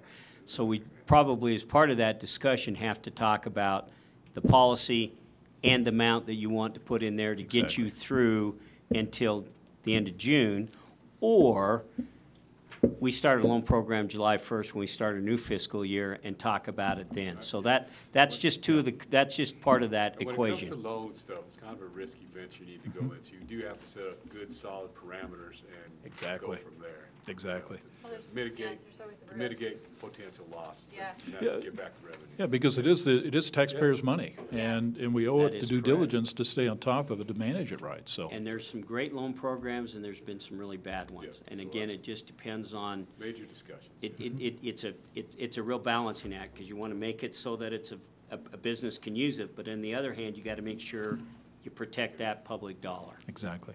So is that okay, Brian, in reference to how we approach this? Okay, so I think it maybe starts in terms as in the businesses that we're approaching. And oh, by the way, I should indicate we're going to meet with a theater business on Monday. We're heading to Pleasant Grove to have that dialogue. As we go through this process, I will indicate to you is that I think if you'll just simply ask the ones, like we will ask, what would you expect from the city, and particularly the board, then have that put in writing. That gives us a start point to see if, in fact, it's something we can do now or whether we have to wait. And I think they need to define that. Randy, let me ask you this, just a question. So businesses have to pay fees when they come in, they apply applications. Could the RDA decide to say, we will pay those fees Yes. for you? Yes, the redevelopment agency has the right. What the recommendation is, you never want to waive your fees. Correct. That's why. But you can have a third party pay for that. And so the way that would work is, again, we can enter into an agreement with that individual or an agreement with the city that the redevelopment agency will be responsible for the payment of that fees. You can do that. Okay. Yep. Okay, any other comments? Okay, Jason? One real quick. If we're talking about North Park and we're talking about maybe doing $1 million bond and then having the RDA pay for that from their tax increments, North Park is close. We have like $950,000, and we're trying to get Travis to do all of his additions for the $950,000. We may have to go over just a little bit depending on what we want, but we're trying to hold him to that $950,000. But if we want to do an idea, and this is an idea that I like, and I've talked to I think every single one of you, is if we do go bond the $1 million, then we go buy property along 1900 West, and then let the RDA and the tax increments pay for that, and then we control what's going on with it. But I mean, Yeah. I'm just a little slice to this whole thing. You guys are the decision makers, but by golly, that's what we do. Well, I'll give you an idea. If you go down to the station, and I did some research on this, if you go down to the junction down there, and you look at who owns all that property, where the theater is down there, Ogden RDA. They have purchased it and bought it all off. Yep, So they Ogden fundamentally RDA is are the buying property owners. everything they can. And Here's a question on bonding. Knowing that our increment ends in 5 years, would a bonding company say, hey, you don't have the Well, funds to pay that back, so no. you know you're sunsetting? No, let me explain how you do that.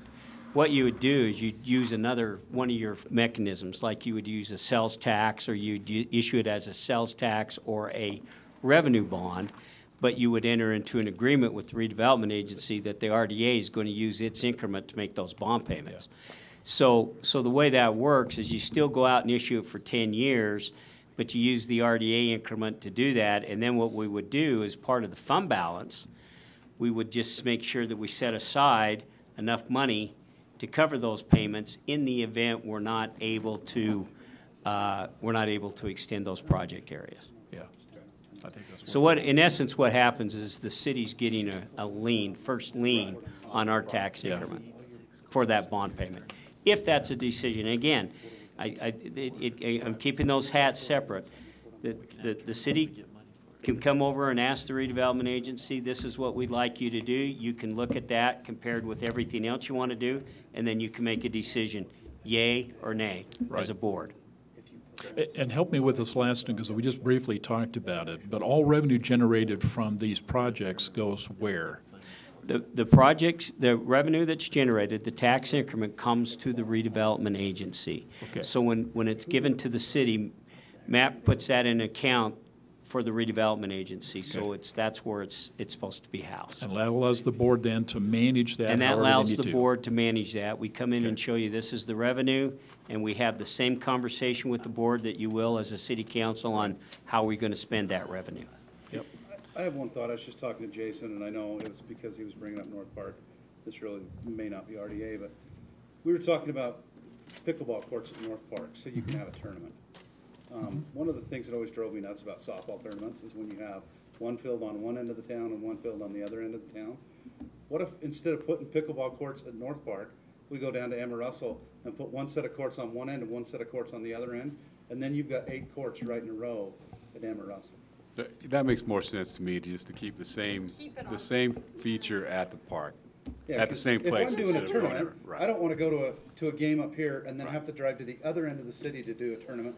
I've looked at Emma Russell, you can put another set of courts at one end and another set of courts on the other end, and you'd end up with 8 courts. So you're suggesting that Travis's proposal would be is if he puts in pickleball courts, he has to give up a particular baseball field?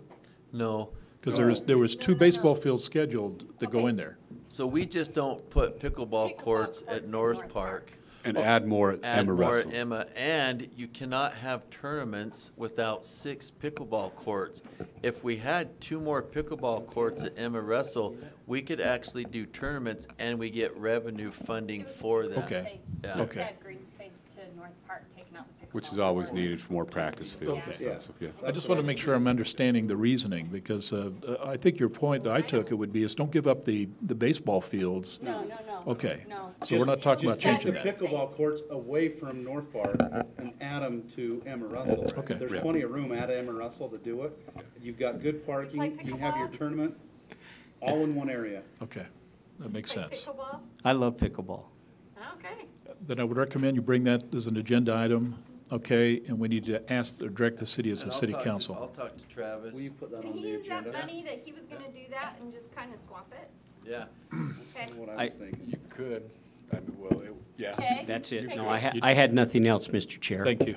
Thank you, Randy. Okay, any other comments? Okay, do I have a motion to adjourn? Yes, you do. Second. All in I need it favor? right if I can get one. Aye. Okay, all opposed, thank you. Yeah, when we were talking about that the other day, having enough for tournaments, I'm thinking,